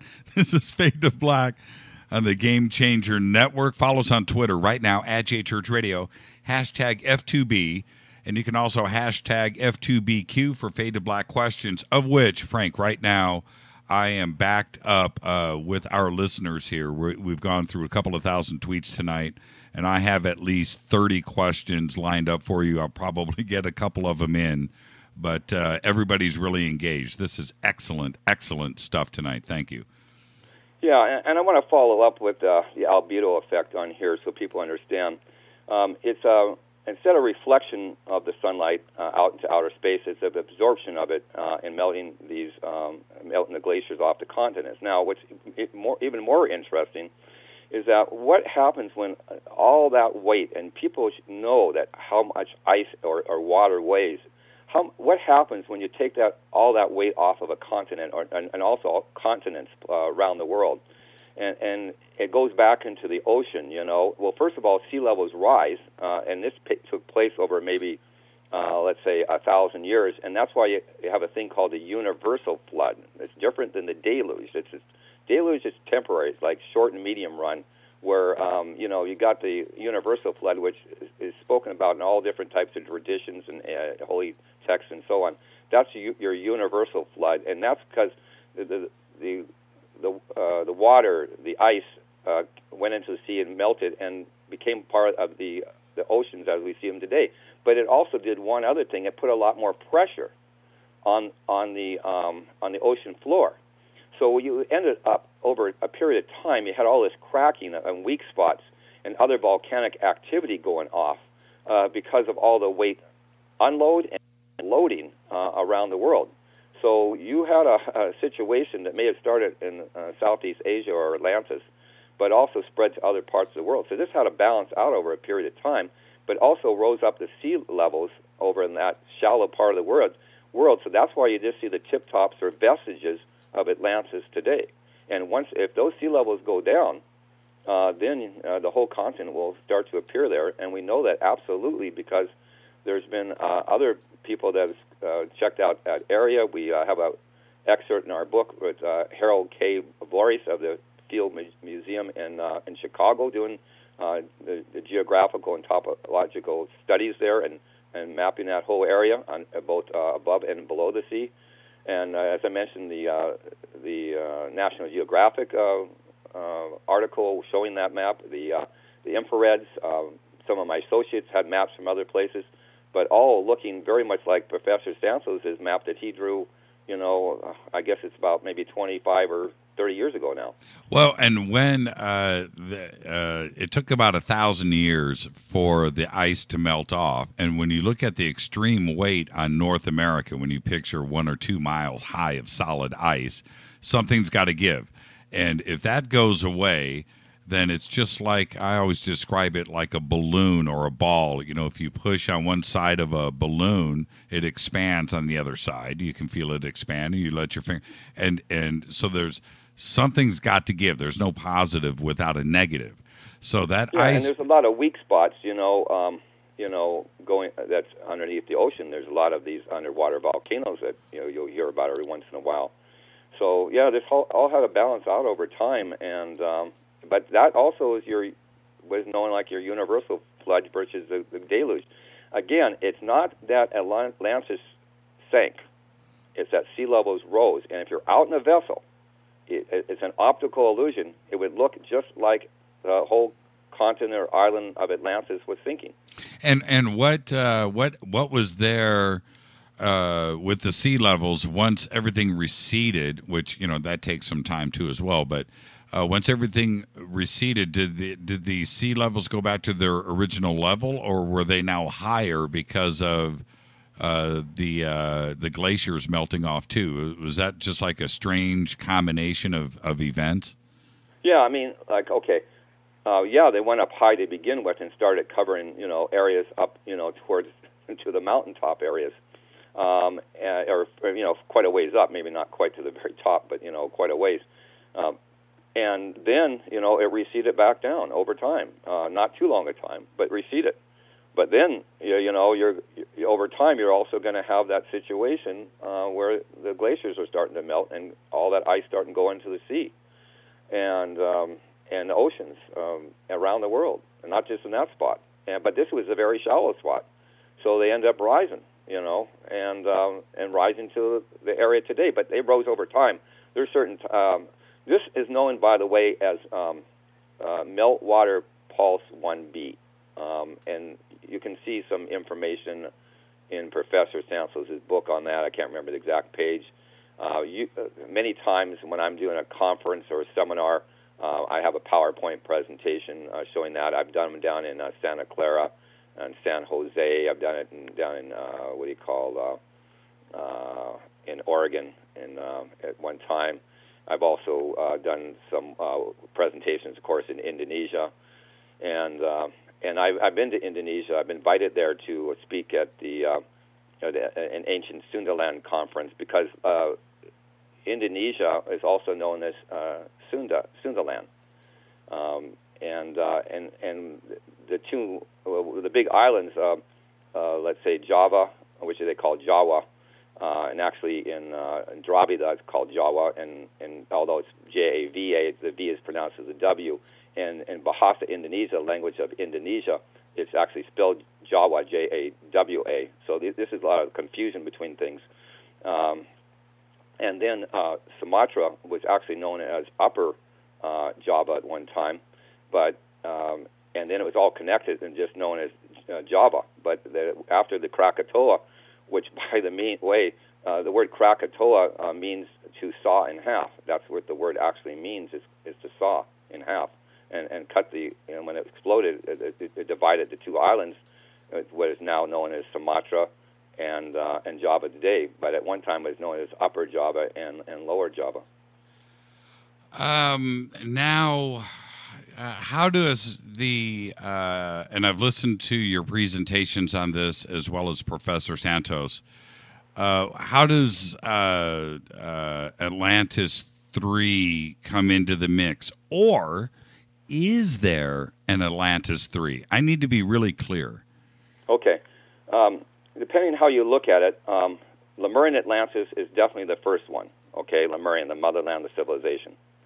Now, depending on how you do it or think about it, is the fatherland of civilization number 2. You could think of that, because usually it's the mother and father, and then the son comes third. So you could think also that, the Wondrous Sun might be considered, Atlantis 2. But in my mind, I would say that Atlantis 1 was Lemurian Atlantis. Atlantis 2 was where they regrouped in the Indus Valley civilization area. And Atlantis 3 is where they ended up having to finally rebuilt, and then they went back to, the Atlantis proper, which was originally Lemurian Atlantis.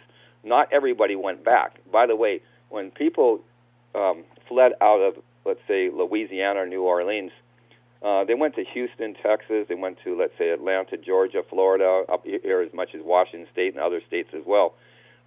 Not everybody went back to Louisiana after they moved, and the same thing with the Atlanteans.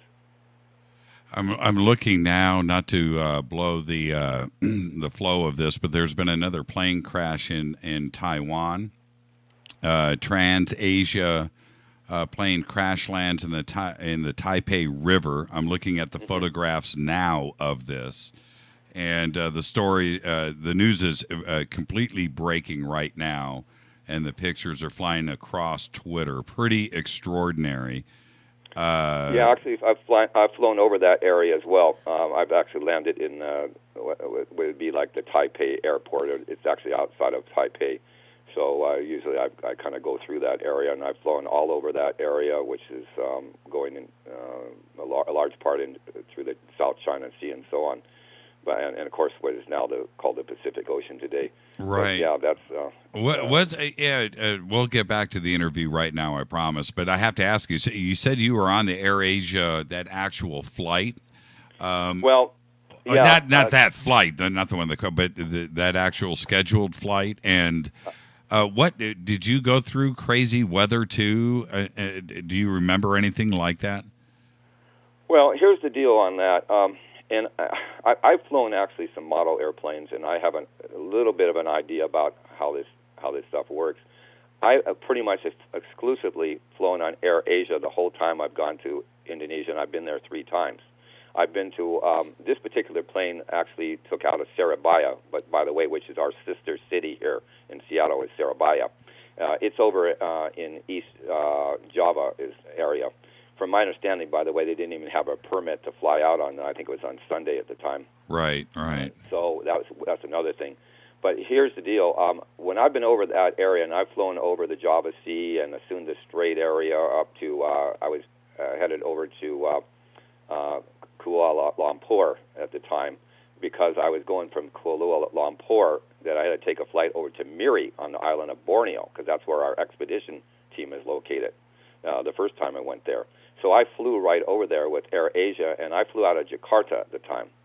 But I've also flown out of other areas, like over from Bali to Bandung, and from Bandung, let's say, I usually take a car over to Jakarta. But I've flown all different ways over that area. Plus, I've also flown from Taipei over to Jakarta, and from Taipei over to Bali.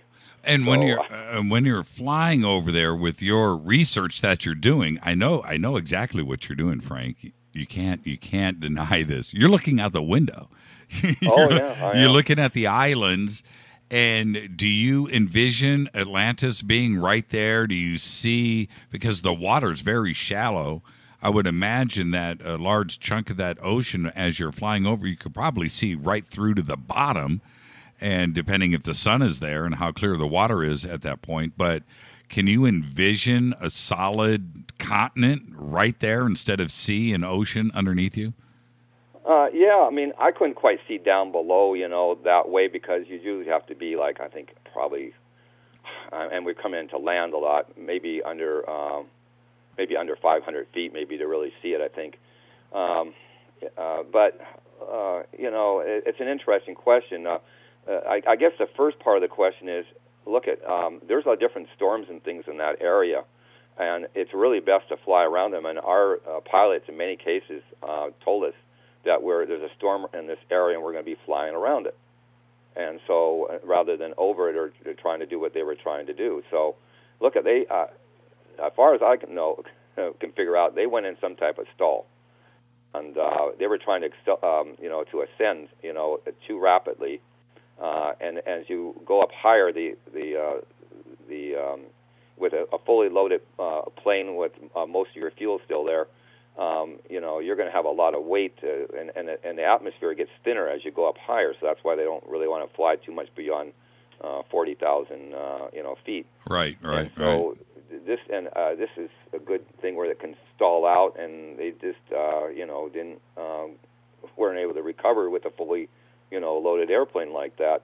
But also going to your question too, when I went flying over to Bali, when we were coming in, we actually flew over the original Pillars of Hercules over there. And this is what's very interesting, because these pillars change over time, depending on when these straits open up. But the original Pillars of Hercules was between the 2 islands of Lombok, where Mount Rinjani is, which is one of the Pillars of Hercules, Mount Rinjani, and also on Bali, which is Mount Agun. And these 2 pillars are like something close to 3,000 meters on one, and over like maybe 2,500 or so meters on the other. So this would be, is this west of Java? Is this west of Bali?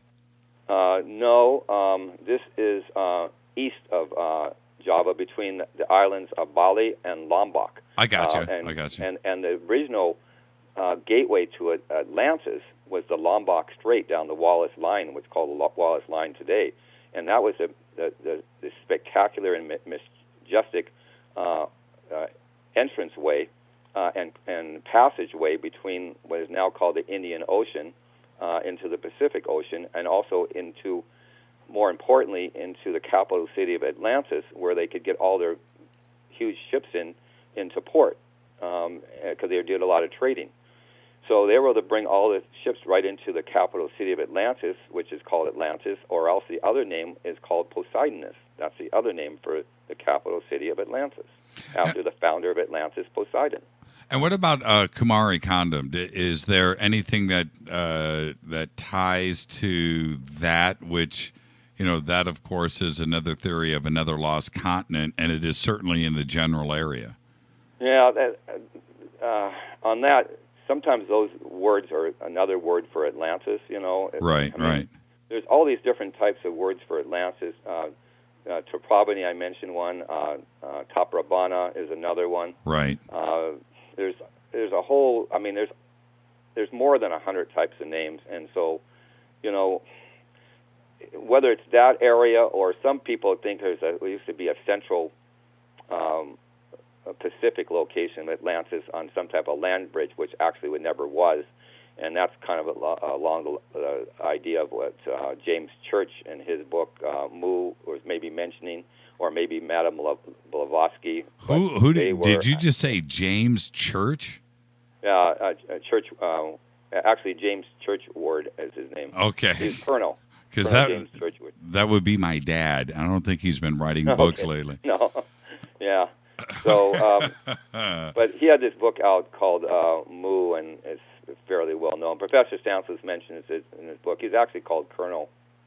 Now, if you could, and we've got, you know, we can go for another hour if we stretch it. So, I want to take the time now. Now we've laid out geographically these basic areas, but I want to tie one thing together. Let's go back to Plato for a second, and his. We're talking about an oral record. He overheard something somewhere. He got the story from somewhere.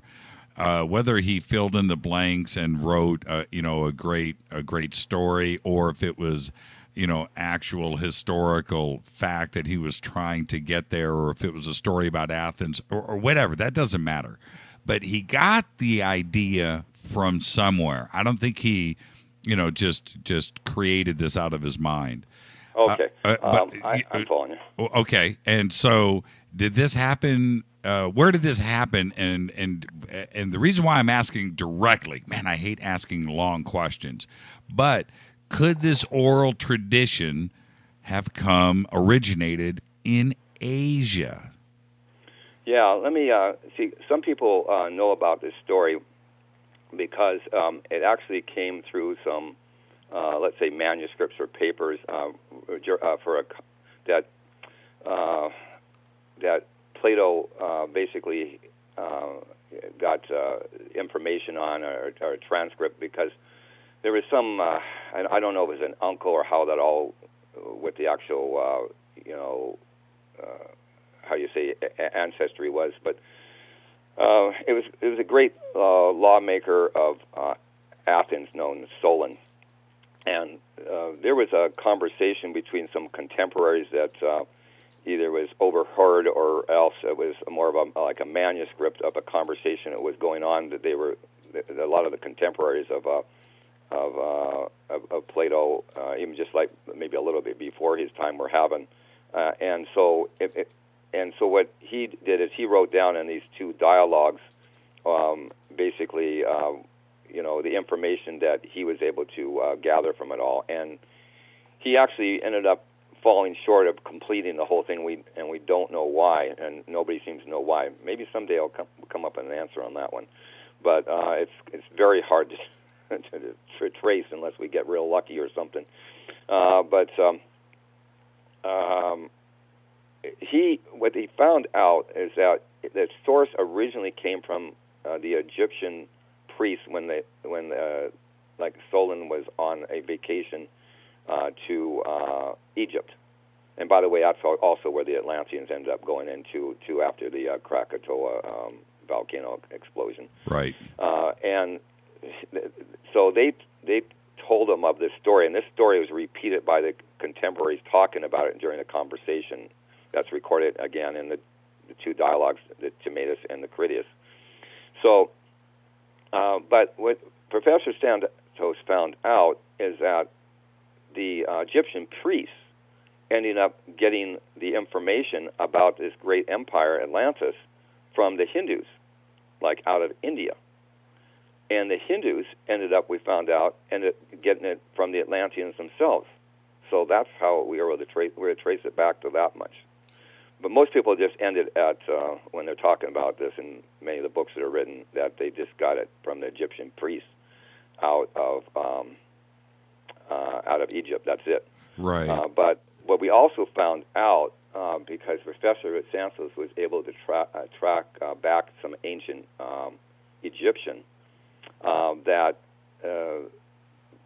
Egypt was not the first homeland to the Egyptians, but was actually the second homeland. Now, and so, well, what about, and to that point, when you look at the ancient Indian texts and the Vedic texts and some of the other historical stuff, both oral and written, that comes out of that area, and you compare that to Plato's physical description, the island and the rings and the ports and so forth, were you able to connect the dots there too? Yeah, it's kind of like this, and I forget what page it is on our book, but there's a cross of Atlantis, and that cross of Atlantis denotes several things. One of them is it shows the concentric rings, for like the capital city of Atlantis, and denotes like kind of like the ports and the moats, and where the capital city is, like in the middle, as far as the the main portion there. But it pretty much denotes that area, and it also denotes one thing else, because if you see the concentric circles, you also notice there's a cross sometimes. And I've seen on some specials where they found in a cave a circle with a cross in the middle, and this is also in our book too. That cross and the Atlantis cross denotes the latitude and the longitude for the area of Atlantis. So I'm looking it's for highly symbolic. Yeah, I'm looking for the cross page. I can't find it. If you do find it, no big deal. Just we'll come back to that point. So now back to Atlantis 3. And I think we've laid out a pretty good chronological timeline of everything and the events and why Santos thought it was here, and yourself included. And I think it's so fascinating, and how could we have just been so wrong? I mean, with researchers, and also when you look at satellite imaging of the Mediterranean, of the Pacific, of the Atlantic along the coast of Europe, that there isn't a lot of possibilities there. The Canary Islands, I can kind of see that, and I could see that possibly rising and lowering enough, but certainly not continent type size. Exactly, and on our webpage too, under scientific articles, there is a part in there that actually has a list of all the different criteria. Yep, you have it here. The scientific evidence: Atlantis in the Indies, Atlantis in the Old World, Atlantis in the New World, Atlantis in myths and religion. It's all here. There's a checklist that's there, and with regards to Plato describing a whole lot of things of where the location is, and and all these other different types of theories of being in Antarctica and maybe in, let's say, Crete or Thera, and over near Greece and so on. And it lays it out, and also being, let's say, in Africa or in East Indies and so on, which is where the actual location is. And if you notice the checklist, there's some things that are checked off in green, and some where have a question mark in red. Take a look at that list, because the location we mentioned literally has everything checked off, and actually even more, because the other thing he was able to do is find out that the area where, and I didn't know this too a number of years ago about blood types, and down on the second page or towards the end, it's there's a 0 blood type group too that also came out of that area. So as far as getting tracking on the DNA, there's another gentleman too that has another book out that actually attended the conference with me that actually has been tracking the DNA, not to that area, but actually coming out of that area to other areas. And so wow, this checklist is fantastic. Yeah. Wow. And I like the way that you've done it. Plato on one side and the East Indies on the end and everything in the middle. And I'm looking, you know what? Okay. So the Incas of Peru are high up on the list, though. That looks like it's strong. That, possibilities there. And the Mayans as well. Pretty strong evidence there. What do you think about that? And are we looking are we again dealing with the Pacific side of South America and, in that general area between Peru and, say, Central America? Yeah, and to Ecuador. But let's say not so much Mexico until later, because look at, as I mentioned before, you kind of have to be below, and this would have to flee into it, an area below, let's say, 30 degrees south latitude or above 30 degrees north latitude. And those are pretty conservative. It might even be closer to maybe like 25 or 20 degrees that in order to get, have a place where you can have habitat and do agriculture and raise 20 million people. So when they fled into that area, a lot of the places they went into is like Ecuador and Peru, which, by the way, either discovered or undiscovered, they have probably more archaeological ruins there than almost any place in the world. But it's a vegetation growing over a lot of that right now. And also in this checklist, and I find this fascinating, you've nearly eliminated, Troy or the Mediterranean in general. I mean, it looks like that's completely off the list and out of the play. Yeah, well, one reason is that the ocean and, let's say, the Mediterranean Sea, that water level has been there for about 5 million years. So that really hasn't really changed too much. The other thing is, too, as I mentioned before, the O blood type. That wasn't known during Plato's time too much about these blood types, or didn't have it on there. Right. So it really wasn't mentioned. But we actually went one further than what actually Plato had out, because we now know about the blood types and can trace that back. But also we're going maybe even one further and even tracking back the DNA. Where is Gibraltar on this list? I have to turn my head sideways here. Yeah, but Gibraltar is a decoy. Of the actual, like the Pillars of Hercules in that area over there. So that was just a what Professor Santos calls a profane. Again, would that be is that the Africa Northwest classification? That would be over in that area that you could say, yeah. That would be. Oh, the other one would be the Tartessos would be. Yeah, also Tartessos. I see it here. Yeah. Yeah, but. The thing is that it was highly encoded in his writings, Plato's on Critias and Timaeus, to where somebody or some group of people or the people of Earth could start to eventually decode it, his writings. Because even at that time, it wasn't really safe to start writing about things that a lot of people were kind of against at the time. You end up getting, going to jail or maybe executed or something like that. So you have to be kind of careful what you said. Again, we don't know why exactly he ended his writing, the dialogue so abruptly, and never got really back to finish it. So who knows?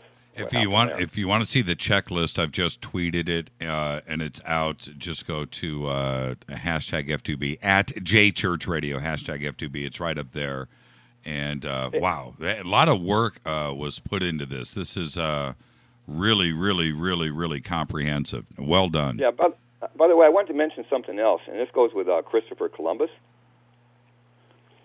Do you remember in school that Christopher Columbus was looking for the East Indies, and by the way, not the West Indies, which is like the Caribbean? That's right. And you remember the part where he ran into the Americas?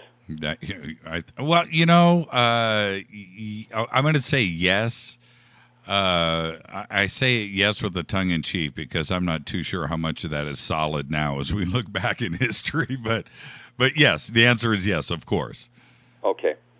So what happened is he ended up running into the Americas, but we found out he was looking for the East Indies for the kings and queens of Europe. Yeah, trade routes. Yeah, but more importantly, we found out is he was these maps, in many cases, were more valuable, and he had them more valuable than, let's say, gold or treasure, that sort of thing, because of where they might actually really lead. And so we found out that he may have been possibly some type of spy for the kings and queens of Europe and looking for the East Indies, but he didn't take the Plato's dialogues, the Critias and Timaeus, seriously.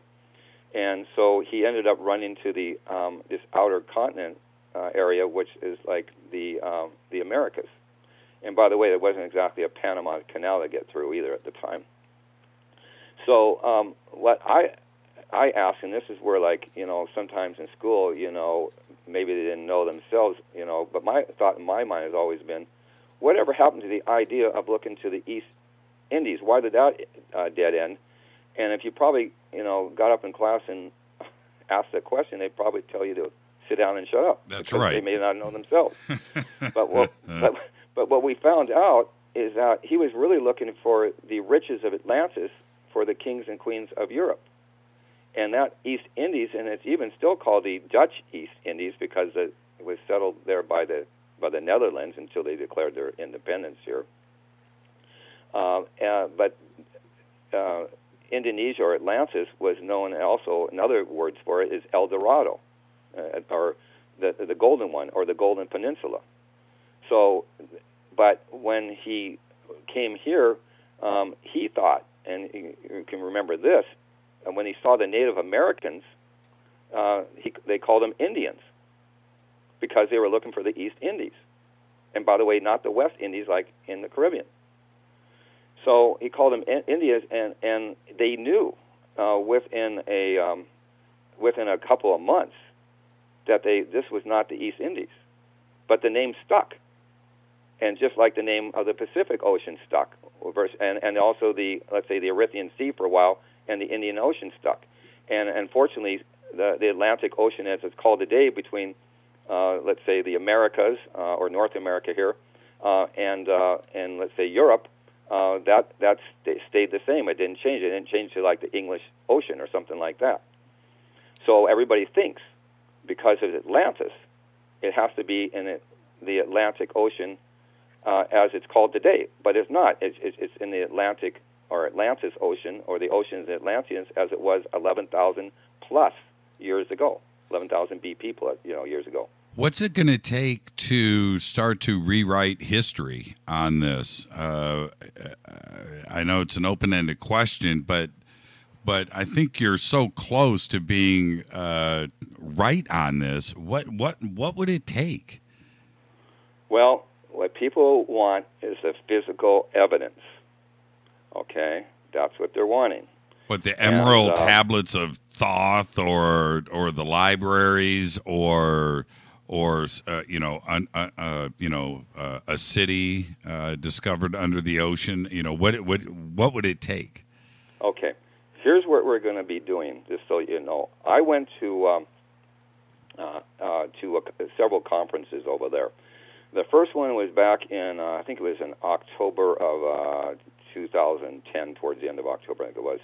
I went to the Ancient Sundaland Conference, and I laid out a presentation there about Atlantis, and also we're introducing our book. And at that time, and actually I had it translated into Bahasa Indonesia, the language of Indonesia. And so it actually became one of the top-selling books in all of Indonesia. I was like rated number 1 or 2 or 3 or something like that in all Indonesia, along with another scientist that was there, and I mentioned him earlier. And he wrote, Professor Santos' book is Atlantis, the Lost Continent, Finally Found, the definitive localization of Plato's Lost Civilization. The other gentleman that came in and spoke was from England, and his name is Stephen Oppenheimer, and he's been tracking on the DNA because he's like a pediatrician, but he's also kind of like a geneticist. And he did a lot of work in Southeast Asia. He wrote a book called Eden in the East. I hope he doesn't mind me mentioning this too. And the books are very similar, but totally written by 2 different authors from basically 2 different continents. But this is just some more evidence tracking on DNA. Now the other part is I also went back later because I actually got married to an Atlantean, an Indonesian woman in Indonesia, where we had our engagement party, and my wife is actually Sunda. So, and then we came back and, of course, got actually married here back in Seattle. But the day after we had our engagement party, we also met up with the Indonesian Presidential Task Force to the president of Indonesia at the time, which is President Yudhoyono at that time. The current president is Joko Widodo, or better known as Jokowi, by the way. And so what I did is I laid out a presentation to them because they were highly skeptical. Of course. But I was prepared. Right. About this. But they also, many of the members saw this as well when I was back in 2010, because I wasn't there with the Presidential Task Force until it was like in 2012, end of 2012. I think it was November, or maybe it was it was actually in it was in late September. I think it was late September. So so I laid it out before them, but what they did in return to me, because they got wind of what I was doing, and I asked people, well, maybe during the presentation I did back in 2010, it might be a good idea if some of the scientists and geologists and other researchers started looking around for evidence around Indonesia, on Java and Sumatra and so on, Kalimantan and Sulawesi, other islands. And they did. And so what they ended up finding is a pyramid mountain called Gunung Padang, which is located in West Java. It's about 20 or so, maybe 25 kilometers southwest of a city called Cianjur. And extremely old. Yeah. Now, what they did is they started doing some geoelectric and also ground penetrating radar on these what is now known as a mountain pyramid. And what they found out as they went down 10 meters and 15 meters and 20 meters, and I think up to maybe 30 meters down into the mountain, is they took these core samples and had to analyze in a laboratory in Jakarta, but that wasn't good enough. So they also went and had them analyzed in a laboratory in Miami, Florida, which, by the way, is one of the best laboratories for dating in the world. And so they found out when they started doing this analysis that some of these samples that were coming back were like 9,500 years old, 11,000, 13,000, 14,000, 15, and they went up to 22,000 years old. Insane. And they weren't done. I mean, it's like they still can go deeper. What do you think? Well, I'm going to jump in here. What do you think about Göbekli Tepe too, and a possible connection there because of its age going back to 10,500 BC and before? Right. Well, as I felt all along, this is going to surpass it. But as I mentioned to you before, when the Atlanteans fled out of the area, from, let's say, Atlantis proper, or Lemurian Atlantis, or from the Indus Valley area, they went northward and westward, and some of them went through Turkey at the time. But again, this is a little bit more after the fact of the Krakatoa volcano, and what's on the island of Java is more before the fact of 11,600 years. And so they now have also, and I've been in touch with the lead scientists on this, they have also did an excavation deep inside the pyramid itself, not just the ground penetrating radar or the geoelectric testing. So they ended up dating back quite a ways, and so I've got a report here that I'm starting to translate, but they have discovered that is a true artificial mountain pyramid. It is not a natural. No, not at all. It's amazing, and we're just finding out, just like Göbekli Tepe too as well. Let me bang out a couple of questions. And do you want to take some phone calls? Yeah, I can do that.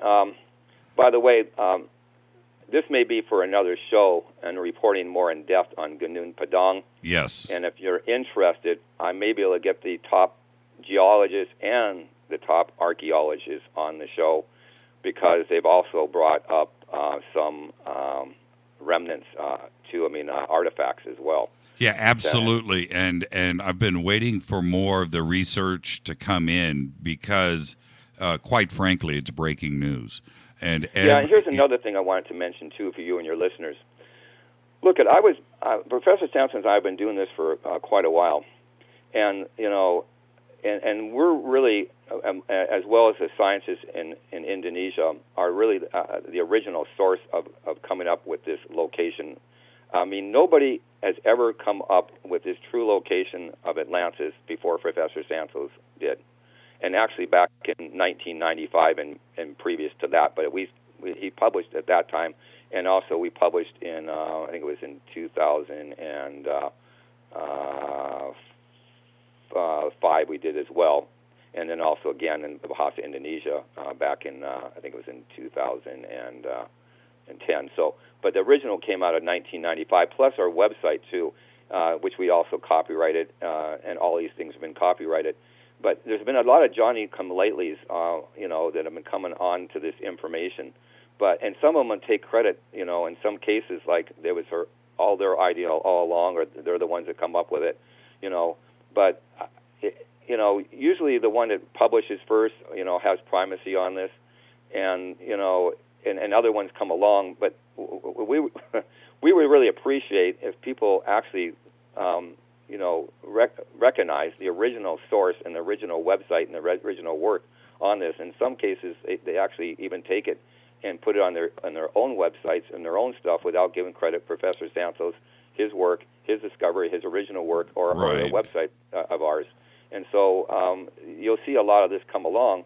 But I got to say, nobody ever of any credentials at all, of any sort, ever pointed to this area of the world before Professor Santos. No, not at all. And that's rather obvious. And I'm with you.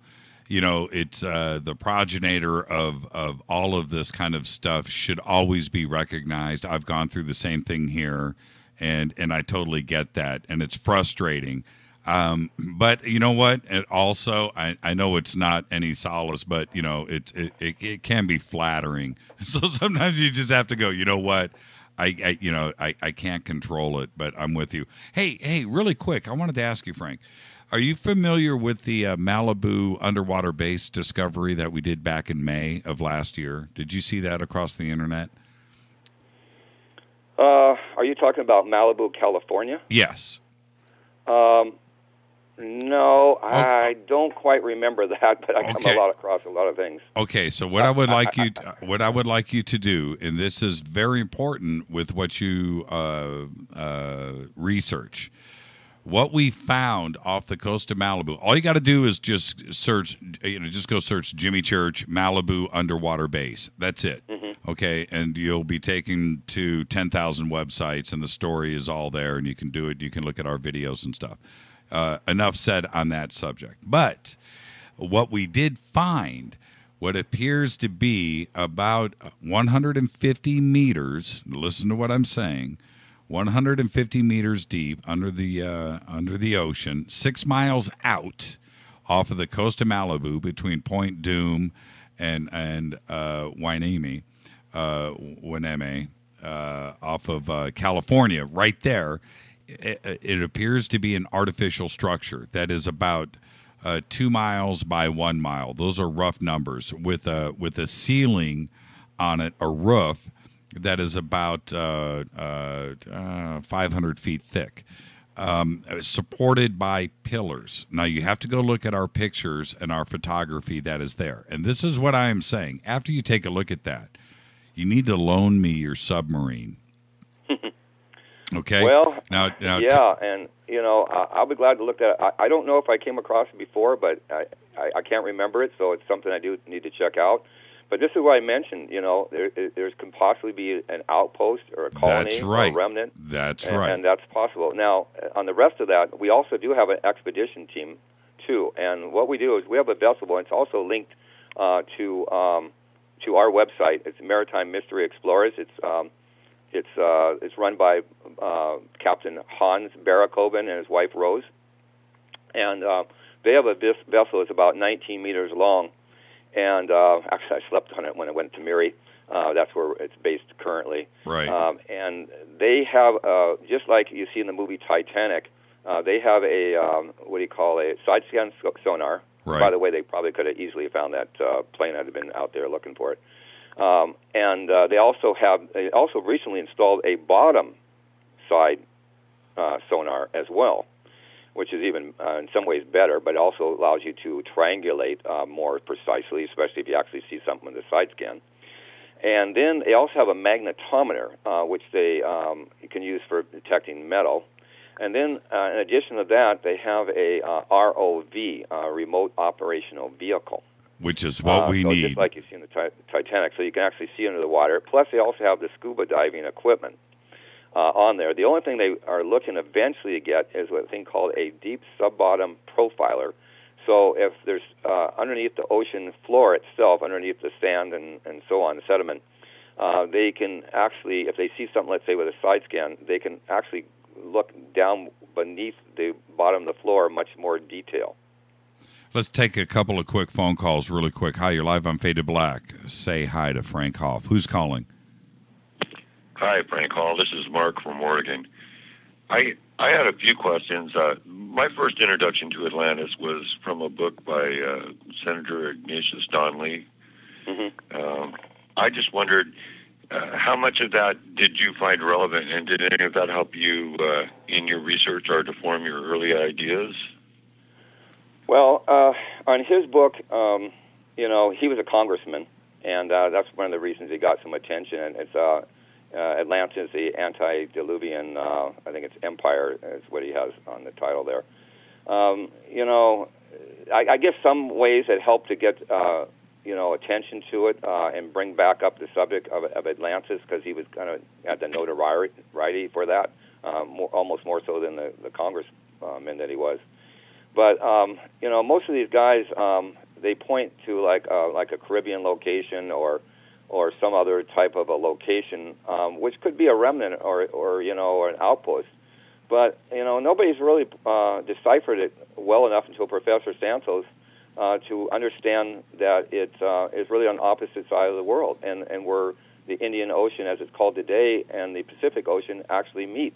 And that's the passageway, that they had to cross into, and especially into the port capital city of Atlantis to unload all their trade and load it at that point. It had a deep enough channels to take in the biggest ships in through that Lombok Strait. By the way, I forgot to mention this before, but as the straits opened up, like the Malacca Straits, the Pillars of Hercules transferred to that, and also when the Krakatoa and let's say Volcano went off and opened up the Sunda Strait, it also went over to that between. I'm trying to think of the two mountains. One eventually was a Krakatoa, but there was another one too, and I can't think of the name right now. That's okay. That's okay. But they transferred the, and they were all in that area. Everything else is either like a decoy type is of. Is it Tau? What's that? Tau the other volcano? Tau? No, that's not it. I may think of it here, or maybe actually I'll probably be able to look it up. Come to think of it, I'll let you know. Maybe as it goes along. Well, I have one more question here, and that's if you start to discover artifacts on the ocean floor that you would associate with Atlantis, would you be expecting to find an alphabet or a script associated with those, or would it be Sanskrit or some early version of Tamil or some Indian script? Wow, great question, Mark. Great question. Thanks for the call, Mark. Give my best to Tammy. All right. Bye. Okay, that's an excellent question. The one thing is Professor Santos was able to trace back the language of the Atlanteans, and he was able to find out too. And I still got to get working on this, but there's a thing called the Indus Valley script, and there we think that that maybe. That Indus Valley script may be Dravida, which is very interesting. Professor Santos was working on this, and I've got his manuscripts on doing this. He was decoding that Indus Valley script that a lot of people have been trying to decipher for. I think it was found back in about 1918 or something like that, and so they've been trying to get this all deciphered. And we're going to work on that. Our guys, we have guys that are in Singapore as part of our team, and they've been they speak the Tamil language, and they're seeing that that's very similar to what Tamil or Dravida is on that Indus Valley script. The thing that's even almost more remarkable is that the Easter Island off the coast of I guess it would be Chile and Ecuador there. Those monoliths are on there. Mm-hmm.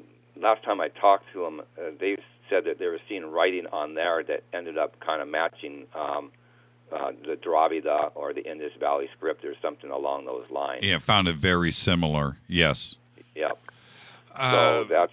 Let me get to some questions real quick. And again, if you have any questions, you want to call in 323-825-5045. There were a couple of calls that were in that left. 813, I hung up on you. Call back. I'll put you on the front of the line. Okay. Yeah, I got one answer, too, for you, Jimmy, on sure. that question. The Pillars of Hercules that eventually transferred to at the end, as maybe like today, would be the Krakatoa was one of the pillars, and also Mount Demple. Oh, Mount Temple. Gotcha. Okay, quick question. Which ethnic groups did you find Atlantean DNA? That's a really tough one to exactly answer, okay? So that's something that is almost a discussion that I would have to have with Dr. Oppenheimer or Stephen Oppenheimer, mm-hmm. because he was doing more of the tracking on how that was going, and so that's a really tough one to actually be able to really trace that back and say what group that may be living, let's say, in Indonesia today. Right, and you also mentioned Pakistan and India too specifically, and you have China too as well. Hi, you're live on Fade to Black. Say hi to Frank Hoff. Hi, Frank Hoff. How you doing? This is Jose from Washington. Hi, Jose. Hi. Which I Washington just have one quick question. I'm sorry? Yeah, go ahead, Jose. We got you. Which Washington are you in? Washington State or the Washington, D.C.? Washington State.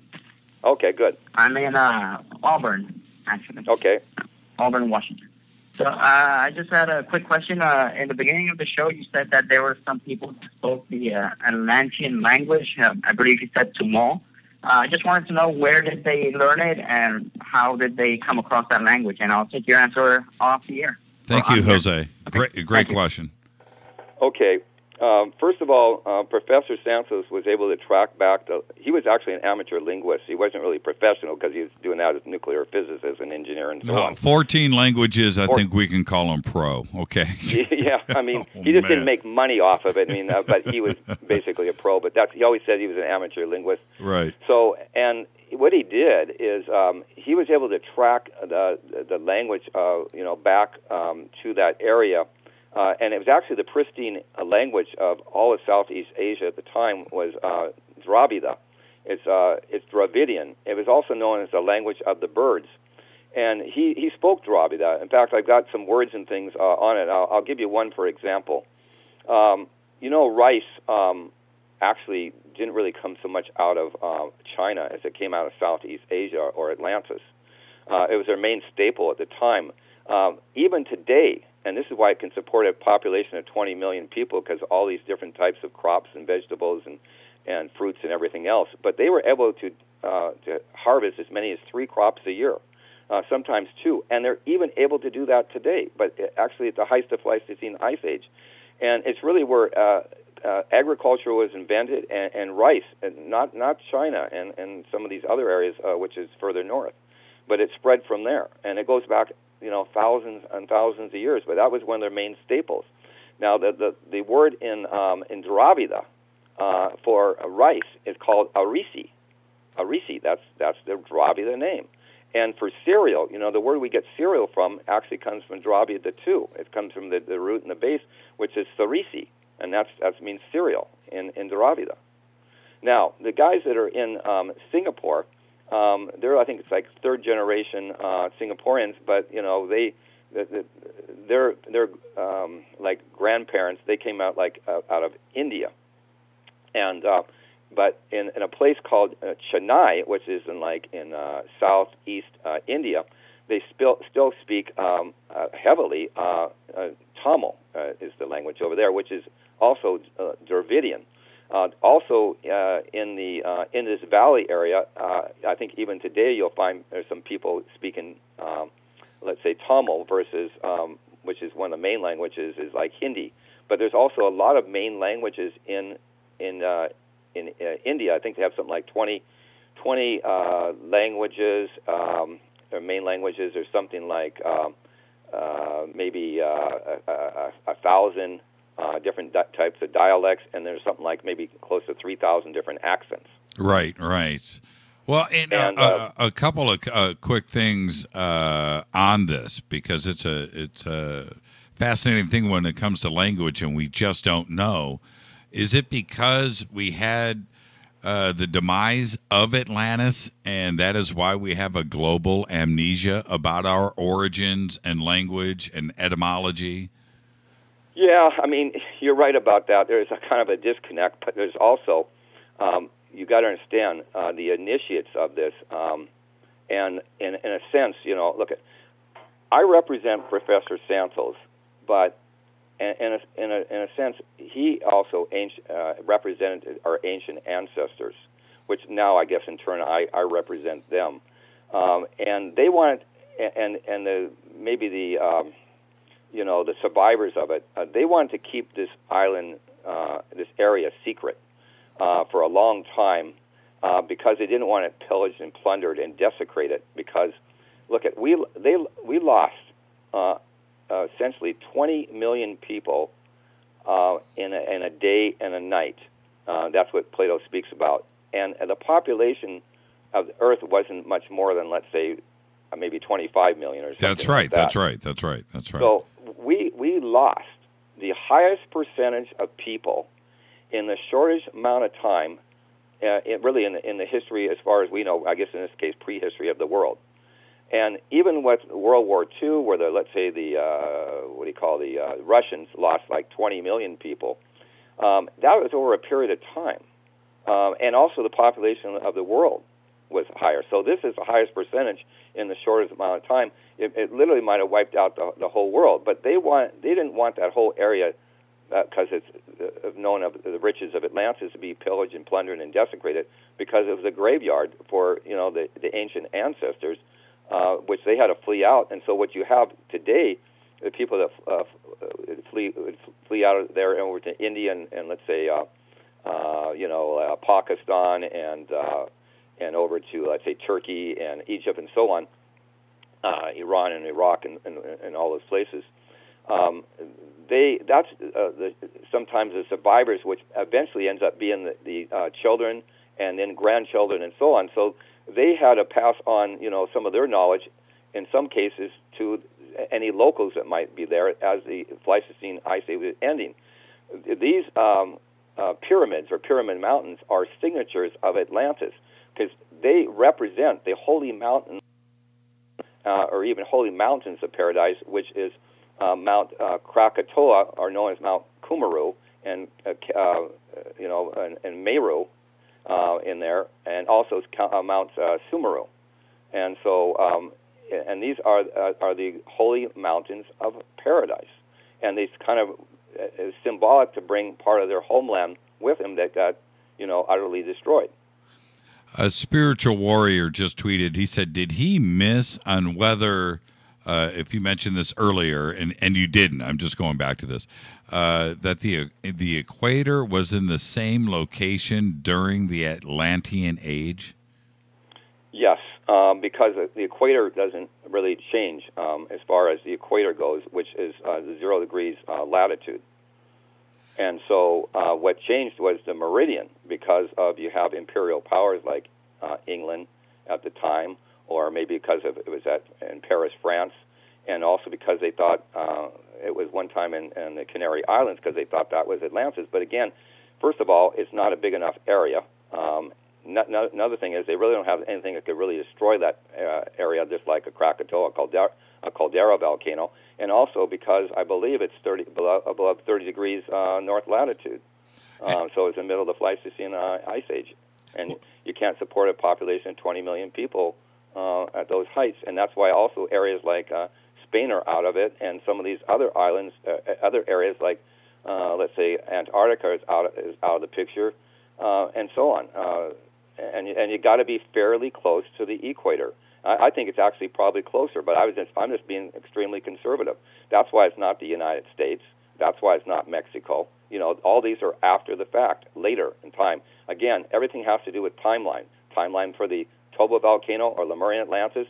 Timeline for the ending date of the advanced civilization, Atlantis proper, 11,600 years ago, and then time after that where we find things like Göbekli Tepe and so on. Did you do any research into the Cherokee elders, since they believe that they came from both Atlantis and Mu? As far as the so-called Native Americans or Indians here, which is a misappropriated name, sure, as I mentioned before. Yeah. There are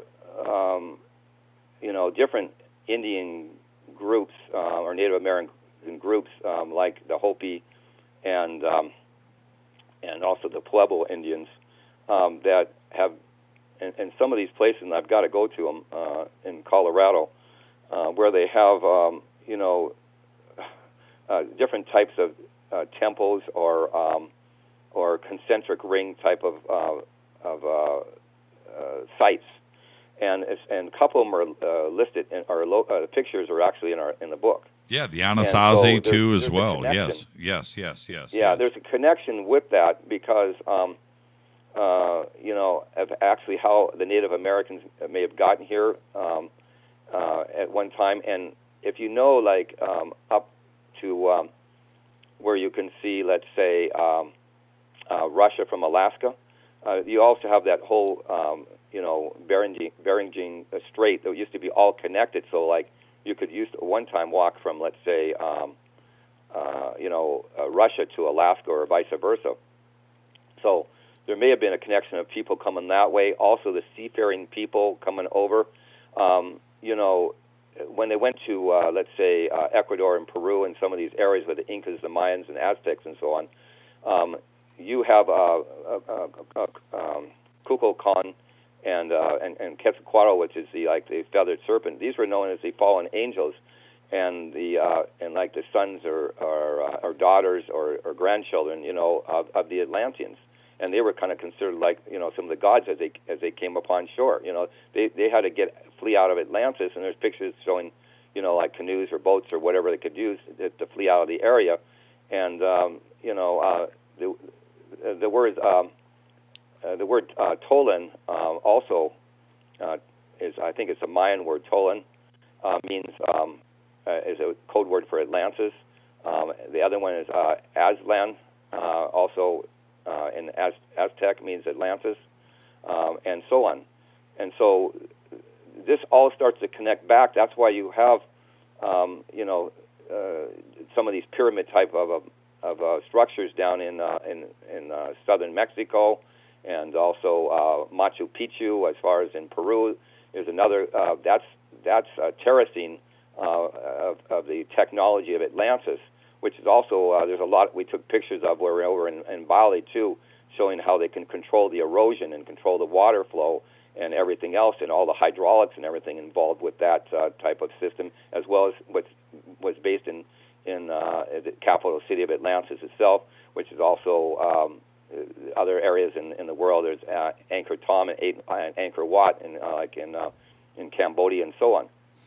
Oh, what about were you ever able to connect Atlantis and that deluge with Noah and some of the biblical stories of the flood? Yeah, there's some of that connection too with the whole thing. Well, I mean, every civilization's got a story of a flood. Yeah. Yeah, I mean, a lot of that is tied in with this kind of thing. In some cases, it may be the Great Deluge as far as getting out of that area.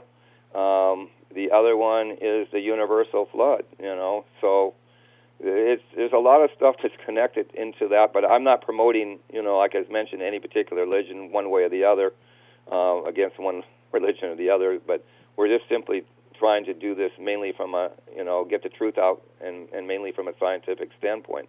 But yeah, there's connection. There's spoken, this kind of thing is spoken throughout all different traditions. It's not just, let's say the Christian religion or the Jewish religion or something like that. But, there's all different types of religions. And this is the whole thing. How can this information get, out all around the world like that, in such a way? But again, still in all, a lot of things were covered up or encrypted or encoded. And also a lot of evidence was destroyed, and also, because when one society or one, force takes over the other, a lot of times they end up destroying the other civilization's information and their symbols and so on. Well, you mentioned Angkor Wat, you mentioned the Temple of the Sun in Mexico City, and there's also the direct connection that you have done with the Atlanteans to Egypt. Do you think that they built the Great Pyramids a long time ago, 12,000 BC or before? No, I think it's more after, because I think when they fled out of the area, then they ended up building those particular pyramids. And the reason is because they wanted to take part of their homeland with them. They already had the homeland before the destruction. This is more after the fact. After 11,600. Okay, but do you have a guesstimated time when you think that the Atlanteans were involved with the building of the pyramids? I think they definitely had. They imparted the technology. Now you got to understand, different scientists, different engineers, different types of pyramid makers got distributed to different parts of the world. There's a little bit of a disconnect. So some pyramids might look a little bit different versus down in Mexico versus, let's say, in Egypt or so on, or even some of the earlier pyramids in Egypt, and like the step pyramids. But they, so they're very similar though, all of them. But they may have just made them a little bit different ways. But they basically, I think, are like Göbekli Tepe. They found some of those areas that are dating close to, like, say, 10,000 BC or actually 10,000 BP in this time before present. But most of this after they fled out of the area, and probably is not going to date too much more than the 10,000 area, because they had to get out of the area, and then it just took some time to build them, and and maybe they didn't build them right away, so they could be like maybe 9,000 or 8,000 years old or something like that. What about you're pointing towards a natural disaster, and the evidence of that is clear, because we have that evidence of the volcanic activity and what happened 75,000 years ago. We know this is fact. Mm-hmm. But what about Edgar Cayce and his central crystal energy source being tuned too high, and the high intelligence that was there, and they got a little bit ahead of themselves, and it just got unstable? Is there any evidence of that at all? Okay, this may be a little bit different answer, but than what you're wanting. Well, I'm a curious person, and we all know the stories, and we all want answers. That's all. It's just like, man, if we could just get to the bottom of this. And I think we're getting very close, and I got to thank you. This has been a great show tonight. Well, I mentioned the Krakatoa volcano destroyed the Atlantis proper, the wonder of the sun. What I didn't tell you, and Professor Santos is a nuclear physicist and a nuclear engineer, there was a war of Atlantis between the Dravidas and the Arya Semites. And so the thing is that when you're having a war, sometimes you might get the idea, it may be not a bright idea, to get one up on the other side, Sure. Try to use something you got to take advantage, right? It's what you do. They knew about the Krakatoa volcano situation, maybe being a little unstable, especially since Toba went off a number of years previously. Right. So somebody got this bright idea, it may not have been so bright, to actually drop a nuclear bomb down inside or in and around the Krakatoa volcano. What they didn't figure at the time is that the chain reaction would go off as much as it did. They just wanted to, kind of a semi-annihilate the other side, or at least weaken them, but they ended up almost destroying the whole world. Now, Professor Santos was the ideal person to know about this, because he was not only a nuclear physicist, but he was a nuclear engineer. So it was something that, it's in our book, but it was very, very powerful, and it went off something like 1 million times the strength of the one in Hiroshima. And it literally just almost destroyed the whole world because of that. Somebody had this bright idea that wasn't so bright. Right, the ash in the atmosphere, blocking off the sun, no more crops, nuclear winter, and so forth. Right. Yeah, but ended the Pleistocene Ice Age because it's this fly ash on the glaciers I mentioned. Originally, when Toba went off, it actually went up in the atmosphere and created, like, as far as his thought is on it, is created the Pleistocene Ice Age, which lasted quite a while. So he found out that volcanoes can trigger them on and also trigger them off. It's kind of an indirect, way of doing it, but it's kind of like the mechanism. Right. But anyhow, he down in the areas, and they're also having these tactical nuclear wars going on in the areas of Harappa, which is like in I think Pakistan today, in this valley area, and also Mohenjo-daro. They've been able to pick up nuclear signatures there in that area. Now, that's not us going over there and, speculating detonating a nuclear bomb. And if we did, okay, they have nuclear signatures attached to them dating back to that time. So it's nothing you can fake or anything like that. I mean, these are scientific, evidence of, and also a nuclear signature on the half daughter products, and so, and also they found some of this. Again, they also had a tactical nuclear war over in the area of Samaria, where the sand was fused, into glass, and these type of things take extremely high temperature. not so much like a comet came in or asteroid, but something that had to be done with a nuclear, explosion. And Professor Santos would well recognize that kind of a thing versus anybody else or the layperson.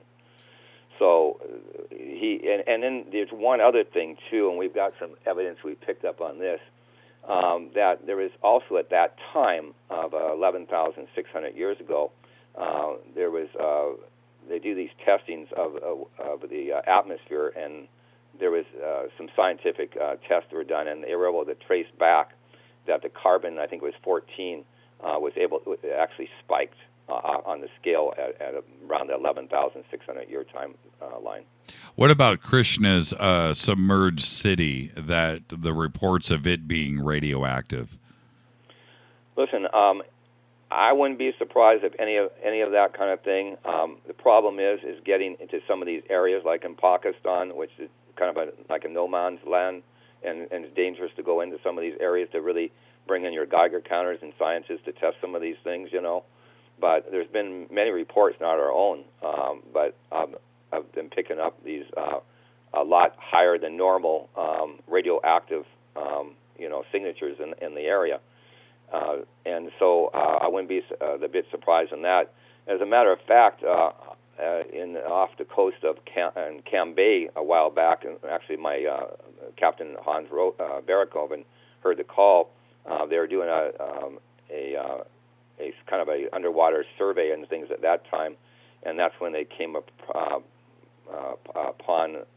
in the Bay of Cambay a whole bunch of ancient artifacts of like buildings and ceilings and actually some bones, even a finger, all these different types of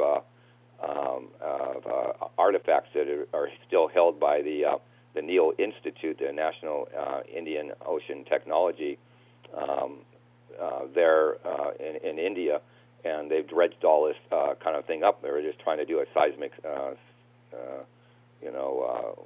survey or something there at the time, and they ended up pulling up a whole bunch of artifacts of an ancient city being off the coast of Cambay. Just a number of years back, by the way. But we've got some pictures of those up on, I believe, the Barrikoven's website, Maritime Mysteries Explorers, so you can see some of those pictures. Evidence. Yes, and you touched upon this earlier, and I guess we can kind of leave with this. I do have I have so many things that have come in Twitter. I'm sorry, I couldn't get to everything tonight, but you mentioned Samaria, and of course Egypt. Did this quick jump start in knowledge that happened in Samaria and Mesopotamia, and I'm referring to directly, math, astrology, architecture, farming, government, all of the wheel, all of these things just seem to pop up out of nowhere. Are you suggesting that it was the Atlanteans that entered there and possibly taught the ancient Sumerians what was going on, and also Egypt, because Egypt also seemed to jumpstart everything at 3500 BC with this vast amount of knowledge, while the rest of the world was still running around in animal skins? The answer is yes, we do believe that, absolutely. It came originated out of that area. That's where the sciences and the technology and the metallurgy and the religions and the philosophies and most importantly, the agriculture and animal domestication came from. And once you get into those type of things, at least the agriculture and animal domestication, you have time to spend on these other subjects or other matters, and language came out of that area too. Yeah, absolutely. And it begs to ask, where did the Atlanteans get it from? Well, that's another question altogether. Yes, it is, and we'll leave. We'll end with that one. I'm on the edge of my seat, Frank. Yeah, one other thing I was going to mention too was like this. Professor Santos found out that actually gunpowder was not invented really in China. They may have started to further perfect it or something like that, but it actually came from alchemy and out of Atlantis itself. And again, that's a whole nother show. But where did the Atlanteans get it from? Where did they get? Somebody had to teach somebody. It doesn't fall out of the sky, or maybe it did. Again, it's a little speculation, but Professor Santos felt that it may have come from the Atlanteans themselves may have come from a Mars-type planet, whether it's Mars or another planet, but something like that. That's only speculation. It wasn't his specialty or anything like that versus here on Earth. But he felt that that technology may have come from another planet as well. Yeah, I don't want to take away anything from man. You know, I like to think that we're pretty smart. But certainly everything is taught. Everything that we know is taught. It's just taught. And it comes from somewhere. And when we have these big gaps in civilization that you and I have been referring to all night, there's a problem there, and I have a problem with Orthodox archaeology and history that that just wants us to believe that it just happened, well, without explanation. It just happened. You may have had a good friend of mine on your show in the past too, Michael Kremel. Oh, absolutely, love Michael. Yeah, and so look at we're going to get to the bottom of this, and. This is just more or less, maybe not quite the start, but just a little bit into the start. And one way or the other, that's why I'm carrying on his work, because I felt that if I didn't do it, it'd be lost for another 11,600 plus years. And so I'm carrying on, but we're not going away. We're going to get to the bottom of it. We're going to actually speed up the process. We're going to have a lot of things tied into our website, so people will be able to engage in this through all the different types of social media.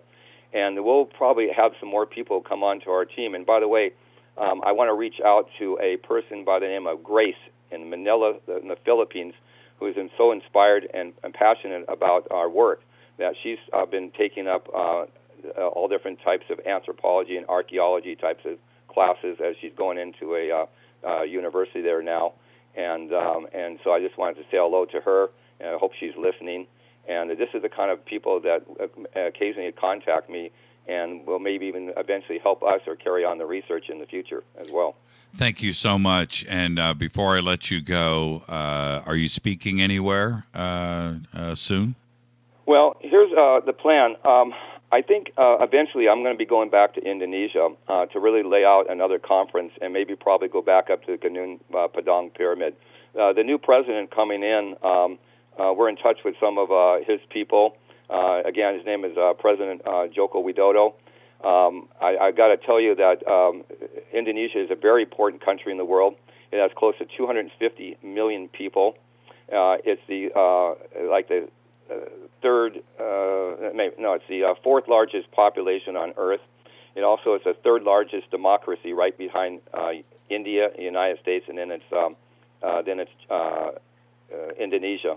So it's a very important country, and it's been growing pretty good on GDP. It has a lot of resources, as it did in the time of Atlantis, and they're very interested in doing this because it could be a rather big tourist attraction. Because who wouldn't want to go to Atlantis? And by the way, Professor Santos found out, this might be a surprise to you, that the so-called Garden of Eden was the Garden of Eden of Lemurian Atlantis. That was where the Garden of Eden is actually in Lemurian Atlantis.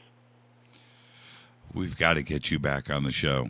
I mean, I can tell that we have just barely scratched the surface here, and we just, we laid it out. We've got, the geography there. We've got some other connections with historical data, the radioactive data, of course, volcanoes, natural, the ice age and stuff. So it's right there. And now we need to continue this and go on to a part 2. And I really look forward, Frank, to getting you back on the show. And it might be a good idea, too. Even they can broadcast directly from that area, Indonesia, or in this case, Miri, my expedition team that's over there. And I'm sure they'd be glad to also come on, as well as the scientists over there. And as we get going on this, someday perhaps we can have them on as some guests along with myself, if that would be interest to you and your listeners. Oh, the Fate or Not family is so smart, and I say that I don't say that in jest. I say that for real, and I can tell you that they are so thankful. I'm watching Twitter right now. Thank you, just blowing by, and so they're very appreciative. Well, listen, I thank you And I thank all your listeners for your interest. And we're going to start, like I say, probably have a newsletter out and a way to for membership to our Atlantis website. We're going to be also putting out a whole lot more information that Professor Santos has not put out, because we won't, with the book and things we've got going out right now on the website.